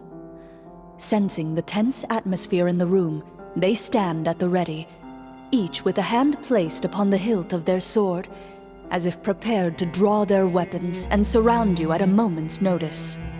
Well, there goes my plan to turn the whole place upside down, I guess. It appears we've been visited by nothing more than a group of ill-intentioned imposters. What a pity. Guards, take them away and throw them in the dungeons. Before I decide your fate, however, I must first determine whether you have any accomplices outside the court. Can't we try to slip away? Or maybe start some kind of riot? But if we try to fight the guards right now... Don't worry. At least we figured out who's behind all this. Let's just play it by ear. If you're scared, Paimon, just hold my hand. Aw, thanks, you guys. You allow yourself to be led away by guards surrounding you on both sides. It's only when you begin to feel drops of water falling from the dungeon ceiling and smell the stench of death and decay all around you that you finally realize you've stepped into a completely different world. Stay here, and don't try anything funny. The guards lock the cell door and leave without looking back. Wait, sir! Your voice echoes through the dark hall, but the only response you receive is the sound of water dripping from the ceiling. No! What should we do now? carve out a new path of fate with our own two hands, of course. I draw my weapon. You reach toward your waist, but find nothing there. You now recall that your weapons were confiscated before the guards locked you in the cell. The bag of treasure along with them. What about that knife I hid in my boot? When did you hide it in there? When I was thinking about digging a tunnel. Rejected. You failed to inform the GM of this course of action. Moreover, the guards would have conducted a thorough search before throwing you in prison. And the keys to the cell aren't anywhere to be seen? Correct. You don't even feel a lock hole on the cell door. Oh, well, there goes all our plans. Indeed. Huh? Why are you the one saying indeed? Because that statement holds true for me as well. This is where the script ends. What? But that's a terrible ending! Generally speaking, this should be the point where the scriptwriter gives the players some kind of hint, or gives the GM some kind of code for how to move forward. I mean, maybe they just really wanted us to be immersed in the feeling of being in prison? Like, they'll only show us the way out once we've grown truly and utterly desperate? That is a possibility. If only there were desserts and tea in real prison. Oh, wait, guess it's kind of how the Fortress of Meripede works if you're lucky. Oh, before I forget, Navia, the short sword you had with you earlier. I took a closer look, and the craftsmanship doesn't appear to resemble anything from this era. If I remember correctly, that style was last in vogue several hundred years ago. Wait, Clorinde said that sword used to belong to her master, right? Does that mean her master has been alive that long? I doubt it. The way she went about things often made her seem childish more than anything. I'd say the sword was most likely an heirloom passed down over time. Hang on. A precious heirloom passed down to you by your master. And you gave it to me just like that? You weren't worried I might lose it? Master left many things to me when she disappeared. There was the sword, an old key, and a good amount of junk she probably just didn't want to take with her. I gave you the sword back then, because I didn't want our friendship to end. Wait, when did this happen exactly? After the duel. Between Mr. Callis and myself. Before that, Clorinde would have meals with us and even stay over at the Spina some days. She was on great terms with Papa as well. After the duel, though, there was a period of time where we simply didn't know how to face each other. She entrusted this sword to me, and never came back. We were both sad, and conflicted, and totally overthinking everything as a result. Whenever I looked at this sword, I couldn't help but wonder if Miss Petronia had never introduced us to each other at that picnic. Maybe part of the sadness I was feeling could have been avoided. Back then, it felt like I hadn't just lost a father, but a close friend as well. No one can change the past. The most important thing is that you two found your way back to each other and can enjoy things like this together. Yep, you're right. I'm sorry, you two. I didn't mean to bring up any sad memories. Think nothing of it. No one here is at fault.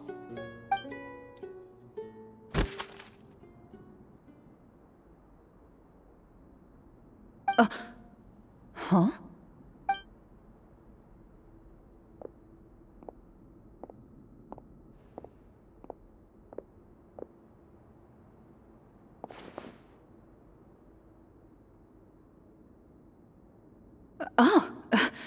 Looks like the next part of our script is here. Perfect timing. The situation was really starting to get desperate. And not just because of the prison thing. From Clorinde's face, Paimon really can't tell if it's good news or bad news. Water continues to drip from the ceiling. In this lightless dungeon, you lack a reliable way to tell how much time has passed. Eventually, you get used to the unpleasant odor of straw, mold, and rust, and find yourselves alternating between fits of drowsiness and despair. Suddenly, you hear footsteps outside the door. Heads up, everyone. Someone's coming. Gather close, everyone, and keep your voice down.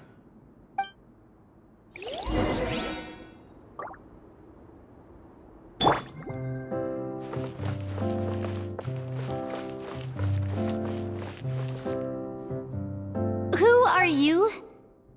I work as a guard in these dungeons, but my true identity is the same as your own.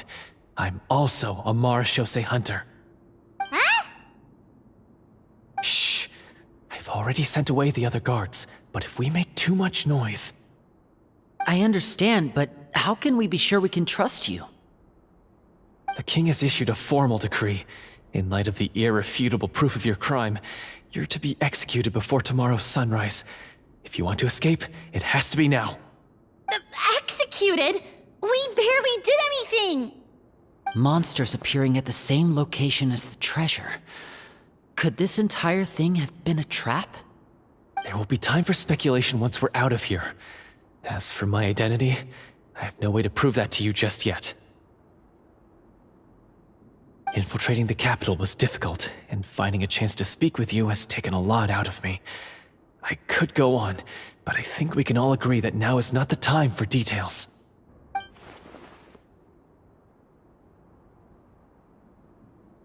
Have you seen our weapons anywhere, sir?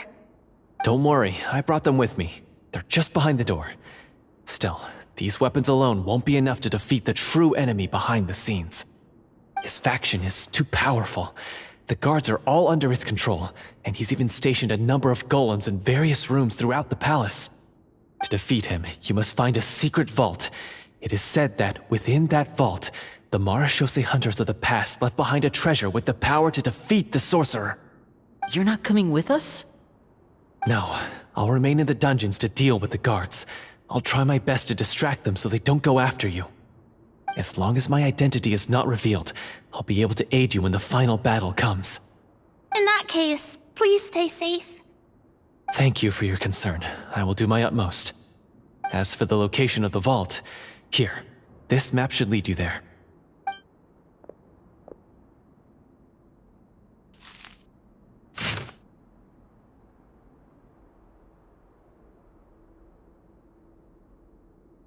Got it. All right, once I open the door, remember to stick close and refrain from making any noise. I'll lead you out of here as quickly as possible. You now have the chance to restore the honor and legacy of the marechaussee hunters. So please, get out there and reclaim what's ours. And be sure to exercise caution. With the help of the guard, you successfully escape the dungeons. Your sense of despair and anxiety both seem to fade as you continue your quest.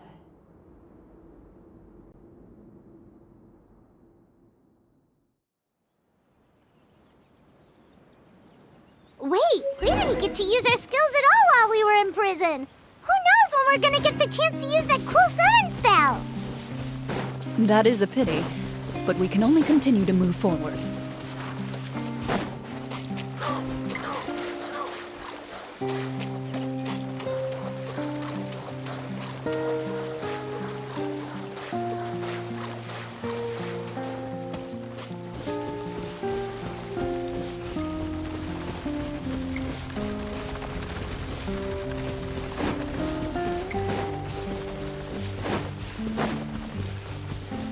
Let's move out.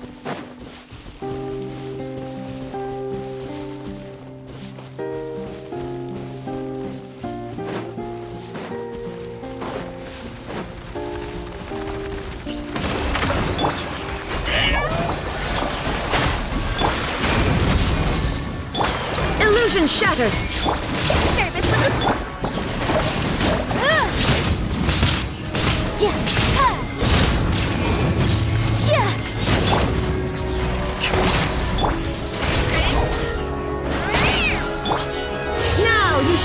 Flourish! Shine down! Boom boom! Breath of the flame! Hold the line. There is no escape! Motion to compel!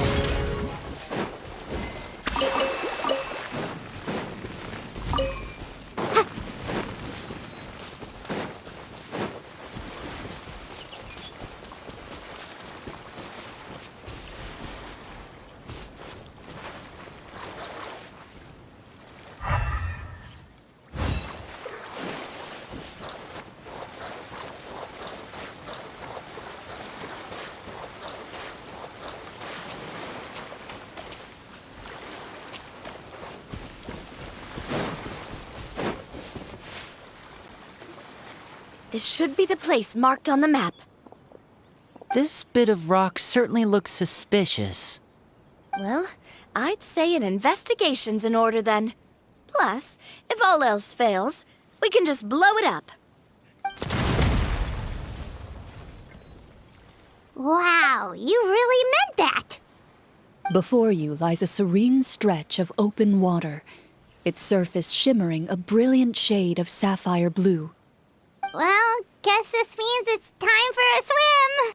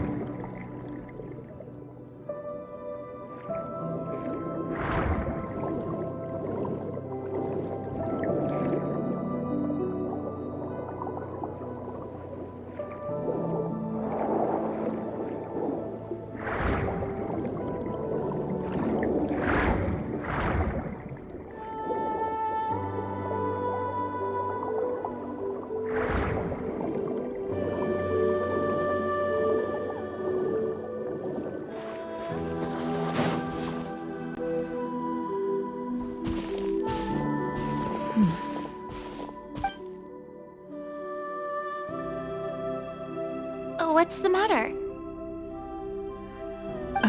It's nothing.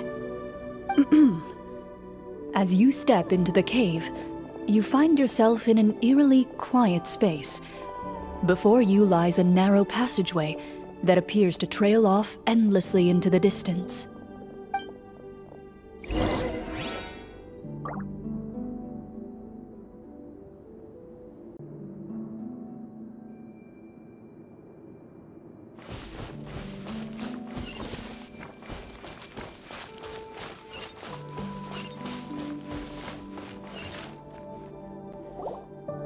Wow, this must be where the treasure is hidden. But this door is blocking our way in. It almost looks like it's been here for quite some time. I've got to hand it to the tabletop troupe. They really went all out with the props. Huh. What have we got down here? A kind of mechanism connected to the door? Ah, it looks like we might have to arrange it into a certain pattern. A pattern on a stone door. That's something Master mentioned before. Is something wrong, Clorinde? After a long, difficult journey, you finally arrive at the location indicated by your map. It appears to be an ancient site of some sort, where treasure likely awaits. Your surroundings are exceedingly quiet and serene, as if the secret that slumbers here has never once been disturbed. If you listen closely, you can almost convince yourself you can hear the sound of its calm, gentle breathing. That description makes Paimon feel kinda bad for disturbing this place. We're doing this for the sake of the people, to free them from the evil sorcerer. I say it's time for this treasure to once again see the light of day.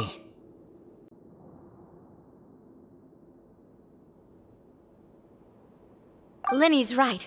We need to keep going. The future of the kingdom depends on it. The next part of the story requires us to solve the puzzle, right?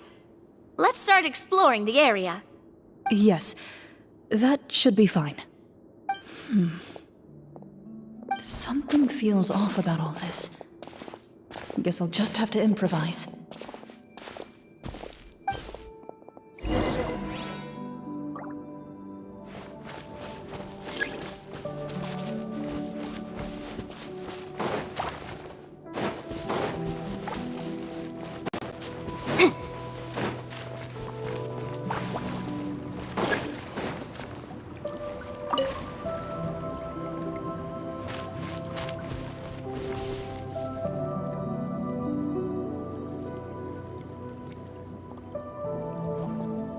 I found something!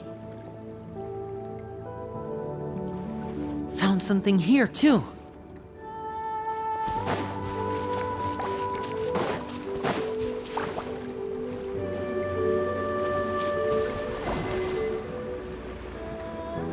Same here.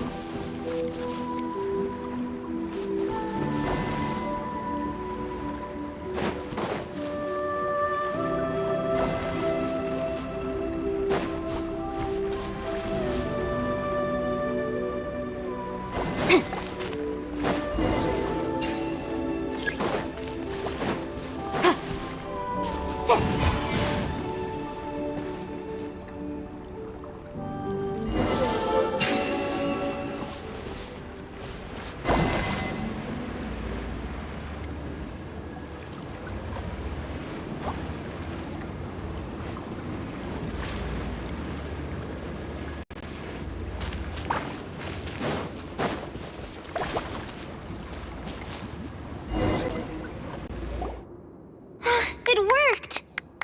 Something just appeared. Some kind of new mechanism, maybe? By solving the puzzles, you prove yourselves worthy of inheriting the secrets of the past. At the end of each puzzle, you're rewarded with With? a key.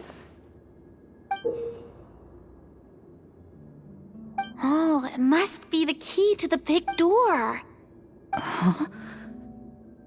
This is one of the Marechaussee Hunter keys that are passed down from generation to generation. It looks just like the one Master passed down to me. It is said that 4 keys in total are required to form the final, complete key. And it seems like we just collected 3 of them. That must mean... Huh? What's wrong? You hear a few strange noises. Suddenly, all the torches in the ruin go out at once. Huh? What's going on? Did we fall into another trap? For the sake of immersion, please close your eyes, everyone. Without the torches, the space is now completely dark, and you cannot see anything.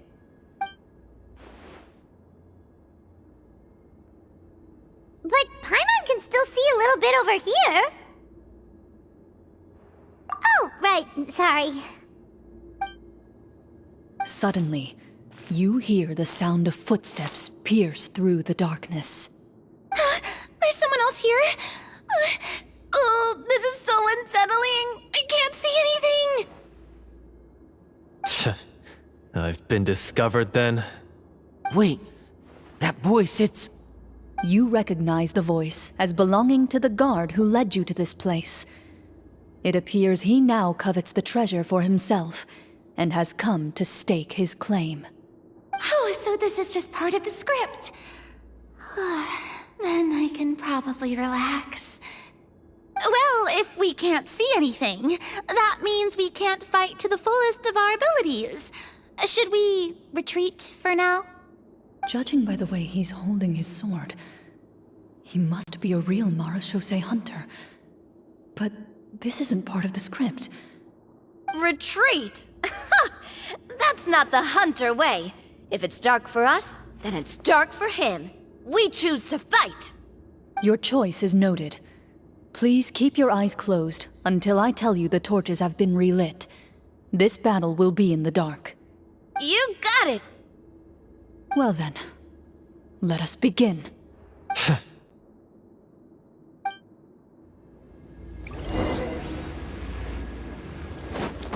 Where evil lurks, shoot on. I'd like to try to hit him with my swords. Your strike is successful. Ha! You're facing a veteran Marechaussee Hunter. You don't stand a chance. Is he still standing? Goodness, he sure has a lot of HP.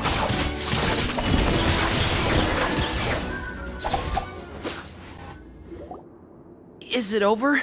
Can we open our eyes now? The enemy is strong and relentless, but the battle is nearing its end. The torches have not been relit. What about now? Final strike! Ha!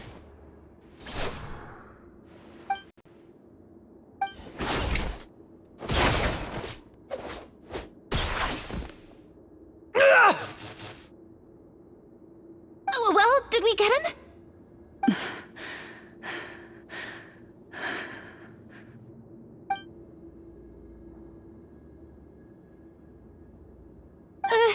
Clorinde?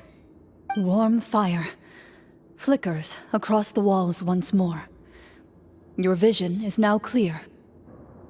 In an impressive display of courage, the four of you successfully defeat the uninvited guest.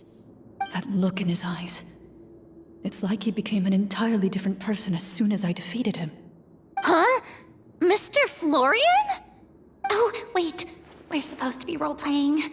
I should stay in character. Speak your name, guard. Why did you lead us here just to betray us? Is this treasure really more important to you than bringing peace to the kingdom?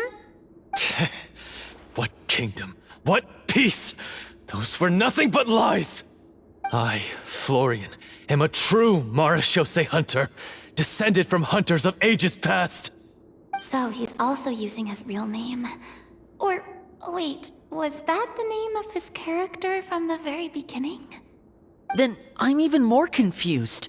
If you truly are a Marechaussee hunter, shouldn't you want to help us just like you said before? Shouldn't we fight together for the sake of the people? What do you know? In this day and age, there's no glory to be had as a Marechaussee hunter. What's that supposed to mean? My skills were passed down to me by my father. We lived a life of obscurity in the remote wilderness. Still, he devoted everything he had to being a Marechaussee hunter. And what did he get in return? A life of poverty and pain. In a world that forgot all about him. When he died, not a single person came to mourn his passing. The Marechaussee hunters were the ones who saved this city. We're heroes. We deserved more recognition and respect than this. Is he talking about how no one in the capital seems to remember the hunters and their legacy? I didn't expect the script to contain this level of social criticism. So that's why you want to take the treasure for yourself? You feel like you're owed fame and wealth? If you already knew where the treasure was located, why didn't you just come down here and take it? Because I still needed the final key. Only a true Marechaussee hunter is capable of passing through this final door. As someone who sought to hurt others for his own gain, Florian lost that right long ago. Okay, but what is this treasure anyway? We've got all the keys, right? So can we just go in and take a look? You're sure you want to go in? We've been talking about it for so long, of course we want to see what's inside! And we've already defeated Florian, right? So he won't try to take it from us anymore. Pesky brats. Watch yourself. Then let's open the door together. All right. Your choice of action is confirmed.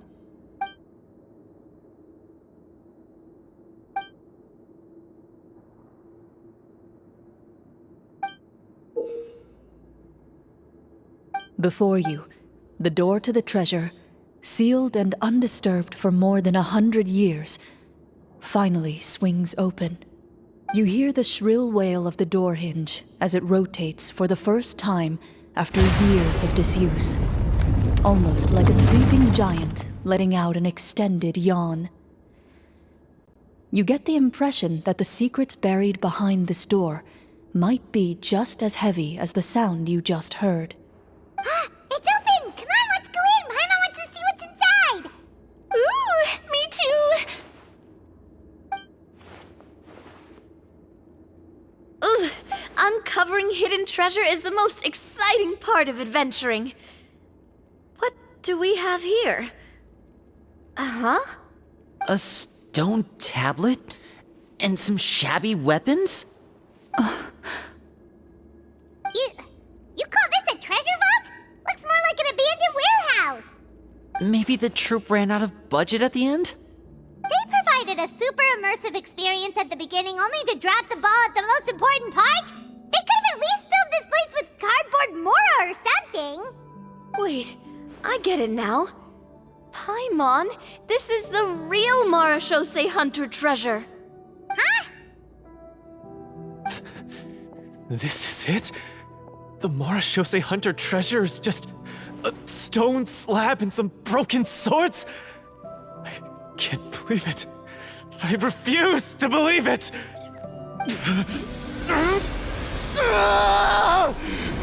Whoa, are you okay? The Marachose Hunter before you appears to suffer a serious mental breakdown. He needs to leave the room for a moment to collect himself. One of you seems to understand the significance of the treasure already.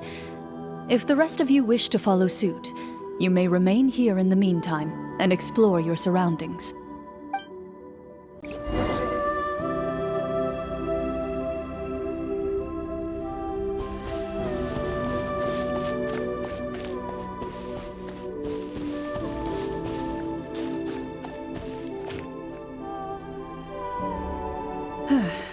So, how are you doing?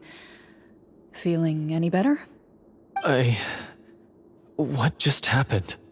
Do you remember how you got here? Or what happened to your body just now? I remember now. I brought you here because I wanted to... The explosives in the cave! You mean these? Huh? How did you... I could tell something was off the moment I stepped into this cave, so I kept an eye out. I've already dismantled the whole thing. So the strongest champion duelist in all of Fontaine saved the day once again. Guess I shouldn't be surprised. It would seem your skills as a Marachose hunter are as sharp as ever. I deserve some answers, don't you think? Tell me why you wanted to lure me here. Everything you said earlier sounded like the truth. Luckily, your monologue was dramatic enough to convince my friends you were just role-playing. I don't know. I just always felt like there was something in my heart that didn't belong to me. Something agitated and angry. Who knows? Maybe it was my own anger all along. I could never really tell. The feelings about my father and the other Marachose hunters are real. It just wasn't fair. I was angry, bitter that no one remembered them or praised their accomplishments. I don't know when it started, but at some point, my anger came to completely consume me. At that point, I remembered the legend my father used to tell me. The one about the treasure. But if the treasure was all you cared about, why plant all those explosives? Wouldn't they just destroy the treasure and bury you along with it? I can't remember. My head is a mess. It felt like there was this voice telling me to eliminate the hunters, but now it's gone. From your description, I suspect you were dealing with a devorator. Devorator? Oh, your master... your father, I mean. Never talked about it? It was a kind of monster that was active several centuries ago. No, I've heard of it. I'm just not sure why you suddenly... Wait, it can't be. The seal! The seal? My family has served as marechaussee hunters for many generations.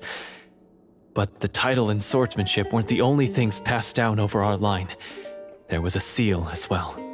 My father instructed me to always watch over that seal and maintain it regularly. He said it had been passed down over a truly ancient age, and protecting it was our clan's most important duty. But I neglected that duty after he died. I finally decided to come down and check on it one day, and that's where my memories become fuzzy. The Devorator would be a formidable adversary for any mortal being, even ones as capable as the Hunters. If you lacked the power to completely destroy it, you could easily fall prey to its influence and corruption. In light of this, some marechaussee hunters chose to seal the Devorator away, in the hopes that a permanent solution would come with the passage of time. I heard it has the power to amplify the obsessions and desires in people's hearts, to the point where they overtake you entirely. It would seem I'm not just lacking in skill with a blade, but in mental fortitude as well. And yet, you were able to retrieve 3 of the 4 keys. If I remember correctly, each was entrusted to a respected and capable hunter. How did you manage it? One of them belonged to my father. The second I stole from a different hunter. And the third was one that I snatched while the person was on the way home from the tavern. I nearly died in that alley. I know just how strong you are. It's as clear as day to everyone in Fontaine. I observed you from dusk to dawn, but could never find any opportunity to sneak up on you. I never even saw you drink a single glass of liquor. The only way I could think to obtain that last key was to lure you here using your hobby, and then... Oh, I get it now. That monster, it wanted to bury you here alongside the treasure. I won't comment on anything else, but the script was good. Well, I did pour my heart and soul into it. The stories my father used to tell me about the glory of the heroic marechaussee hunters and how they came to be forgotten. It's more than just a story. Huh? You're proud to be a hunter. You're still holding onto that part of yourself, no matter how small. I have done so many despicable things. I have nothing to be proud of. Then explain the purpose of the evil sorcerer in your story. Huh? Isn't he the true antagonist? The one who sought nothing but his own gain, and used the people as pawns to attain it? In your heart of hearts, he was the one you truly wanted to defeat. But I've already tainted my sword. I no longer have any right to... Wake up, Florian. Remember how you introduced yourself earlier. Do you really think the hunters acted out of a desire for honor and glory? Or to be loved and acknowledged by the people? What did your father teach you about our order? You do not wield your sword for yourself, but to protect those you serve. There's nothing special about a blade. It's the intentions of the wielder that matter above all else. Do you still not understand? Even after seeing the treasure for yourself? The contents of that room, they represent the true legacy the hunters left behind. You're right. I am a marechaussee hunter. It's time for me to redeem, no, to finally serve the people I vowed to protect all along. I wouldn't be so quick to push aside the need for redemption. I know. That's a charge I won't bother to defend myself against. Good. Then, come with me, and help me see the script through to the end. Huh? See the script through to the end? But there's no more script left. Never finished it, huh? No, I mean, I wrote the script with the sole purpose of luring you all here. There was no reason to write beyond this point. Then we'll just have to keep writing it. The evil sorcerer still needs to be defeated. You mean the Devorator? Are you saying I have to make up the rest of the script as we go along? Is that really so hard? You've already written most of it. Surely you can write an ending where the hunters win and justice prevails, I'll be there to help you too. You aren't afraid your party will fall into danger? I know what my friends are capable of, and they're all quite skilled. Besides, I need their help. Then, are you going to tell them the truth about all this? I don't intend to spoil the fun. Sometimes, protecting dreams and fantasies is more important than exposing the truth. Don't you think?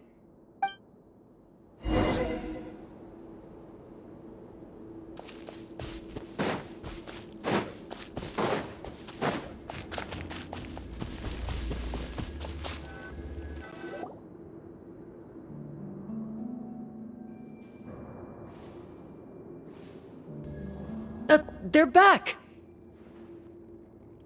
That took a while. Ahem!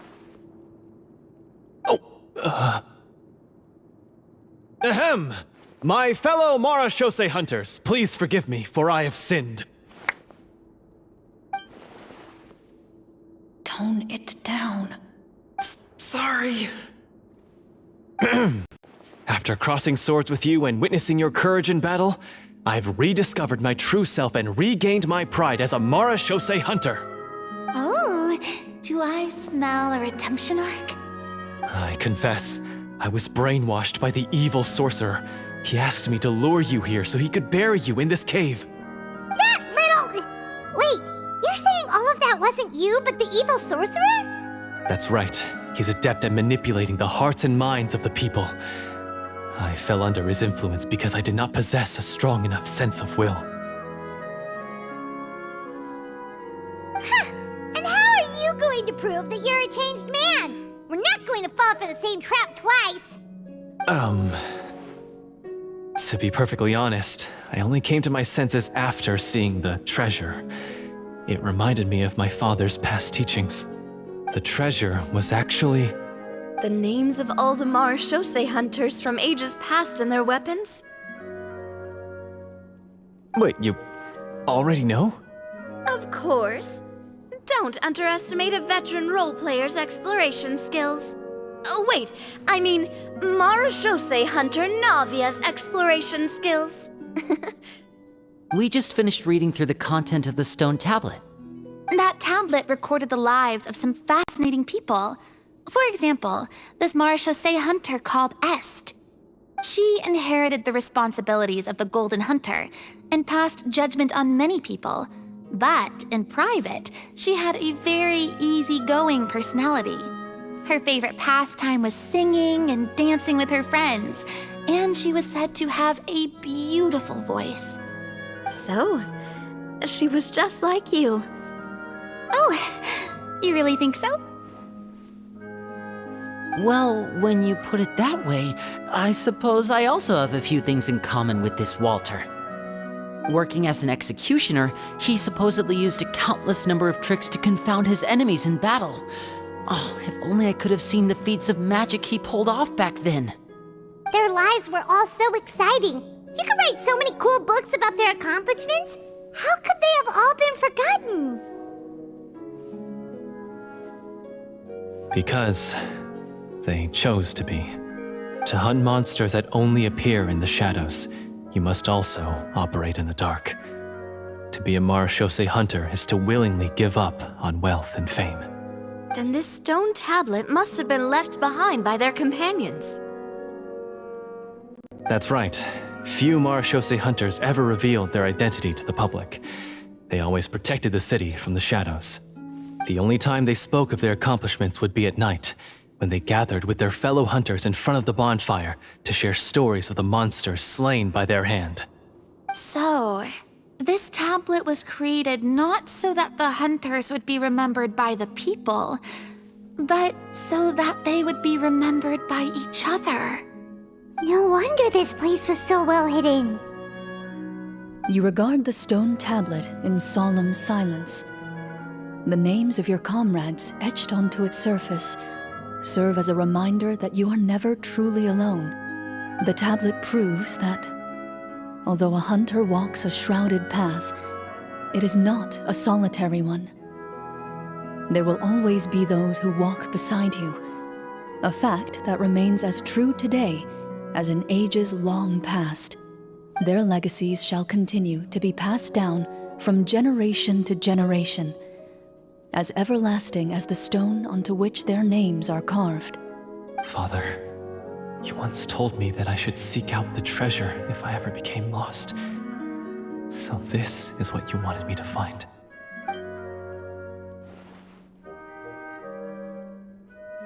Thank you, my friend. You are very kind. I implore you, everyone, please give me a chance to make up for all I've done. Allow me to fight alongside you and defeat the evil sorcerer that threatens the peace and prosperity of everyone in this kingdom. Well, I say we let you join. Sounds good to me too. Everyone makes mistakes. What matters is what you do to make up for them. I have no objections, but Mr. Florian, do you even know how to defeat the evil sorcerer? When he took over my mind, I gained some insight into his thoughts. Every time I thought of the treasure, he reacted with a strong sense of fear. Huh? He's afraid of the treasure? But there's nothing here except some broken weapons and the stone tablet. What if the secret's hidden inside these weapons? GM, permission to investigate.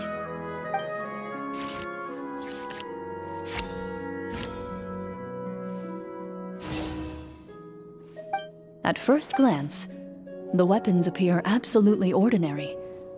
But as you observe them, you notice a faint energy emanating from within. These blades have slain countless monsters. Though it's been a long time since they were used in battle, their edges remain sharp, as if they're simply waiting for the next worthy hunter to carry on their legacy. So basically, take these with us, right? I'll take this weapon, since it used to belong to Est. Maybe it'll find comfort in being held by someone who appreciates the arts. Ah, good idea. I'll take Mr. Walter's bow then, from one archer magician to another.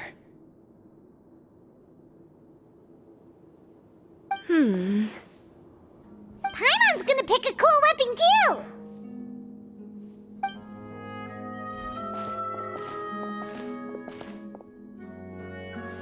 As you grip your weapons, you can almost feel the will of past hunters coursing through your being.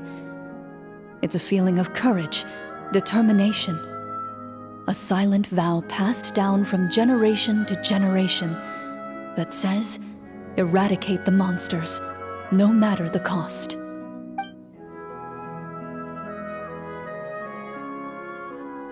Mr. Florian, do you know where to find the evil sorcerer? I was able to see his surroundings when our minds were connected. I believe he's currently hiding out at the church in the kingdom. We must be extremely careful. He's spent so long living among monsters that he's now taken the form of one. He will not be easily defeated. Then why don't we explore some more and try to find some higher level gear? We don't want to just fight him and lose, right?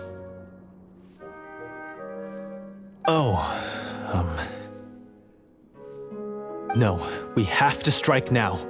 He was greatly weakened when I managed to break out of his control.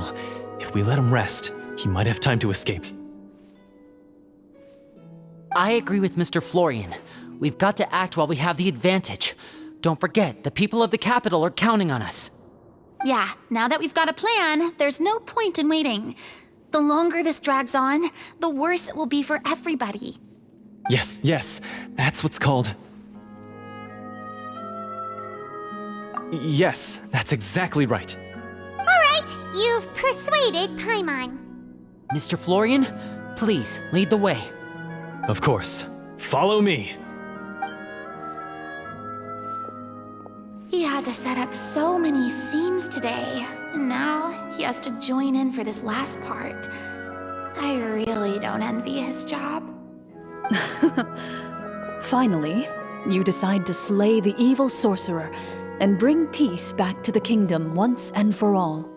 As you walk away, you feel the gaze of the stone tablet at your back, as if all the hunters of the past are wishing you success in the battle ahead and awaiting your triumphant return.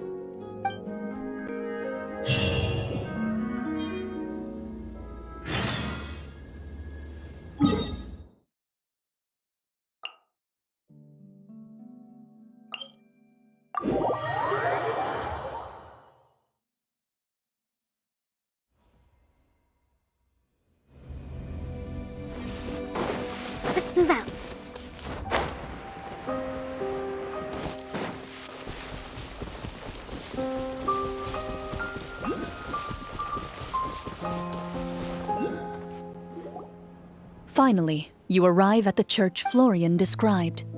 As you approach, an ominous aura surrounds you. You get the sense that your enemy is close at hand. How strange. This uneasy feeling seems so real. How did they manage that? Now, it is time for the final battle. Let's go!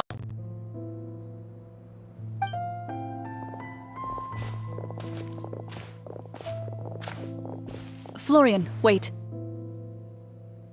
What's wrong? I think you should wait outside. You've already been corrupted by the Devorator once. It could easily re-enter your mind and take control of your body. I don't think it's a good idea for you to be this close.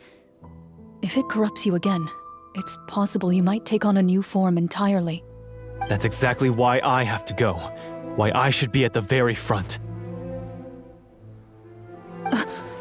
You mean... Yes. I intend to lure it into my body. That's too risky. If things get out of hand, I might have to kill you. Do you understand how dangerous this is? I understand, but if I do this, you'll have a clear and visible target. The Devorator will have a hard time passing up a chance to enter a body it knows how to control. You won't have to worry about any of your friends being taken over. You're not like me, Miss Clorinde.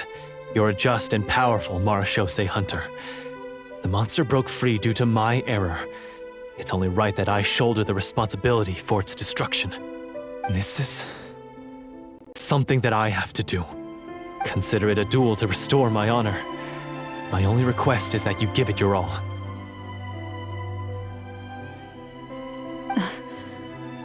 I understand. Then, as a champion duelist, I hereby accept your request for a duel, and extend to you my most sincere regards. Thank you. The battle is now upon us. Let the Devorator once again tremble under the blade of the Marechaussee hunters.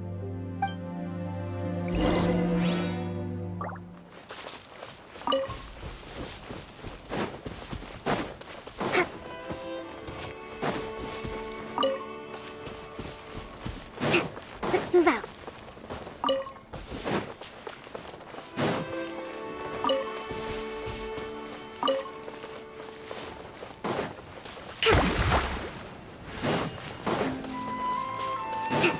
Let's move out.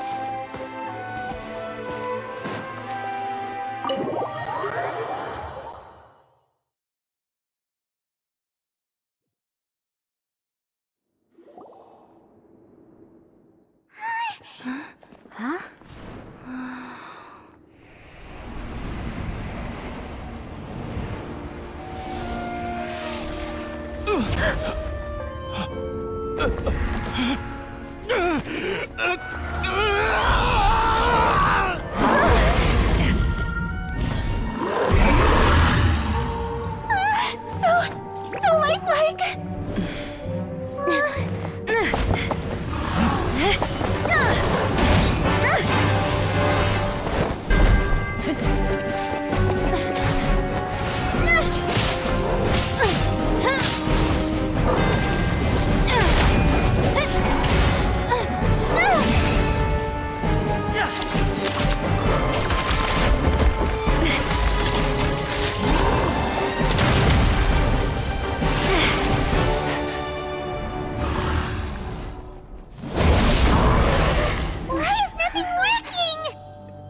This foe is not invincible.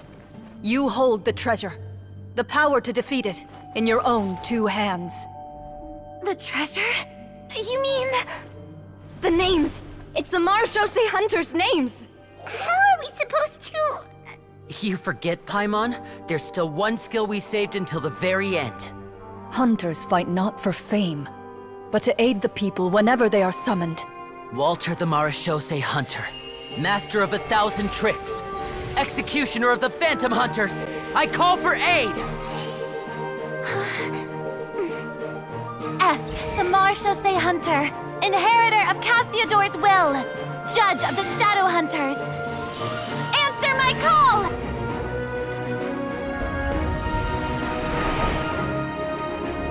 Petronia, protector of justice and order. the hunter I respect the most. Thank you for saving my friend, the best one I'll ever know. Please, lend us your strength.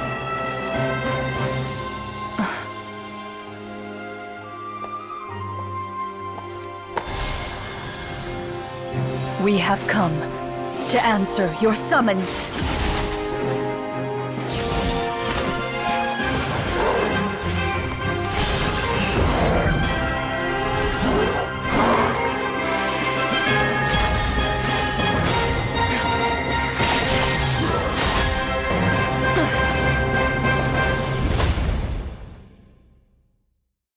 And so, the monsters were eradicated, and the sorcerer was defeated. Peace soon returned to the capital. Those in the court, manipulated by the sorcerer, also recognized the errors of their ways. Some remembered the names of the heroes who saved their kingdom, but others simply continued their lives none the wiser. Such is the story of the Marechaussee Hunters. They pursue the phantoms in the darkness and exterminate all who pose a threat. They will always protect the city and those within it, even should all memory of their accomplishments be forgotten by the very people they serve. I am assuming we've finally reached the end of the script. Yes, you've reached one of the better endings. It's a pretty solid story overall.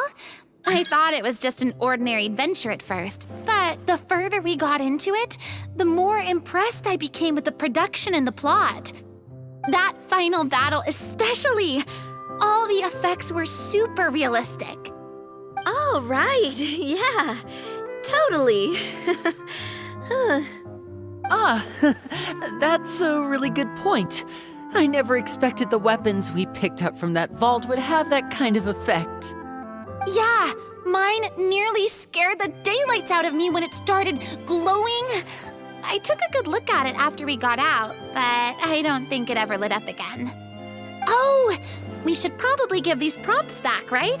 I'll just leave mine here. Did you have a good time? Of course! Let me know if another script like this comes around. Sure, no problem.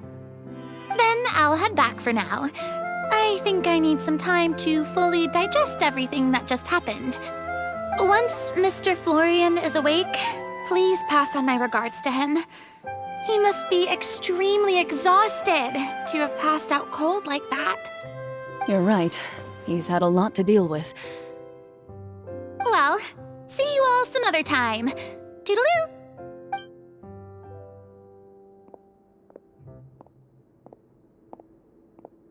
Okay, so, can I ask now, I think it should be fine, yeah. what in the world was going on back there? So you saw through all of that? That time in the cave when you told us to close our eyes, it'd be weirder if we didn't notice anything. I was dying of curiosity the entire time. I mean, you did a pretty bang-up job of pretending nothing had gone wrong. Farina actually looked like she thought all of it was planned. Guess none of us wanted to be the one to break the illusion. What are you all talking about? Oh, wait. Don't tell me Paimon never... Oh, this is all my fault. It's not too late to cover your ears. Here, Paimon, I'll do it for you. A bit late for that, don't you think? You're saying everything that happened back there wasn't actually part of the script? It's probably more accurate to say this was never a real scripted story to begin with. What? So loud. My head. Hey, you! Get up right now and explain yourself! No shaking, please! Oh, my head.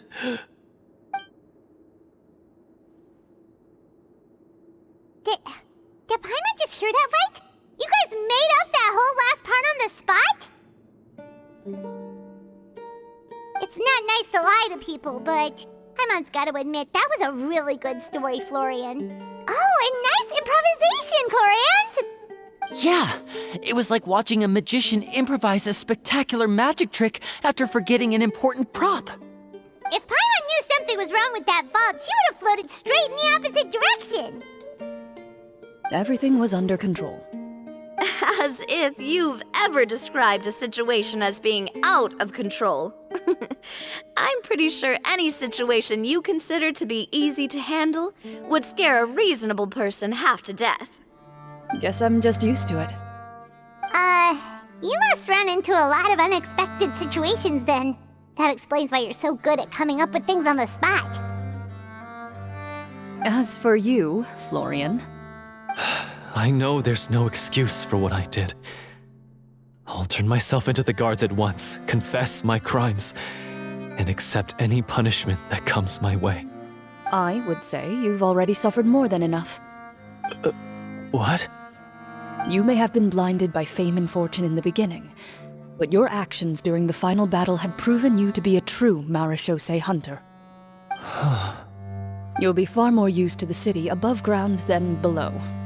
Your job as a hunter is more important. But... Of course, you'll still need to take the keys and pay a personal visit to the 2 hunters you wronged. Prepare to accept any terms they give you as well. yes, of course. As far as I'm concerned, though, your showing in the duel was enough to prove your honor. Then I'll do exactly as you said. I'll go return those 2 keys right now. Thank you so much, everyone. I'll do my best to prove myself worthy of the second chance you've given me. I swear this on my name and honor as a Marechaussee hunter. Until we meet again, everyone.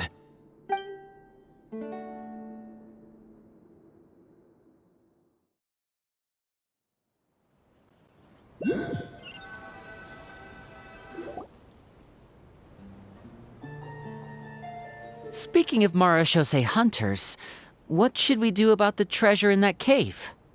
Leave it be. Are you sure? We could show it to people, make it so that the hunters are remembered. Don't you want that? No. Every name on that tablet made the same choice.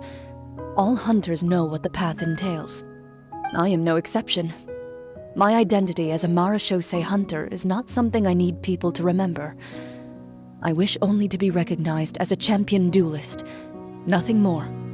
That's certainly very different from the path of a magician. Still, I admire your decision. Wait, Paimon just remembered something. If there were no special effects involved, why did our weapons begin to glow during the battle? That's because the Marechaussee hunters of ages past would often imbue their weapons with special enchantments to suppress the monsters.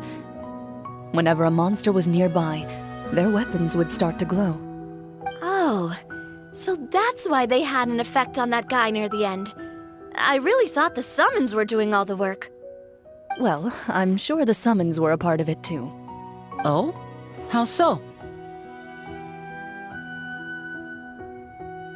This particular devorator probably hailed from the same era as the hunters we saw in the room.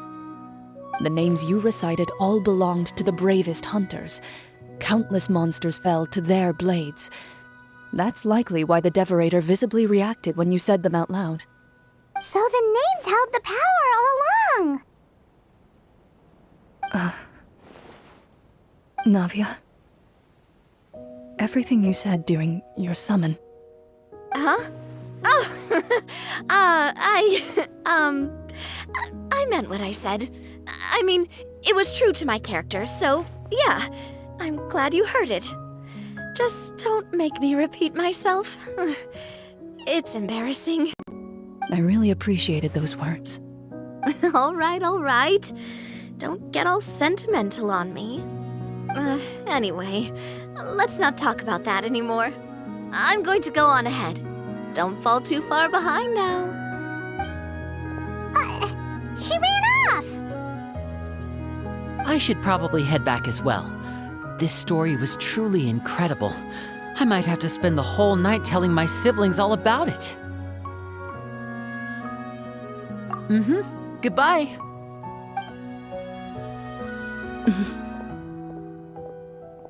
Traveler, should your name and deeds be forgotten, what do you think the significance of your journey will be?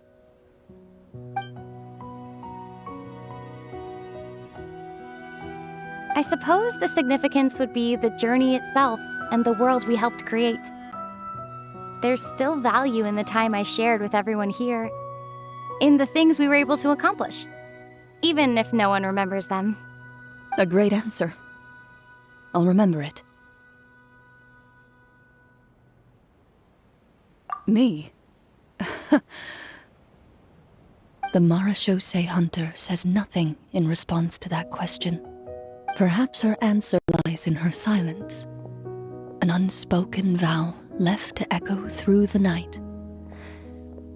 The path she walks needs no explanation.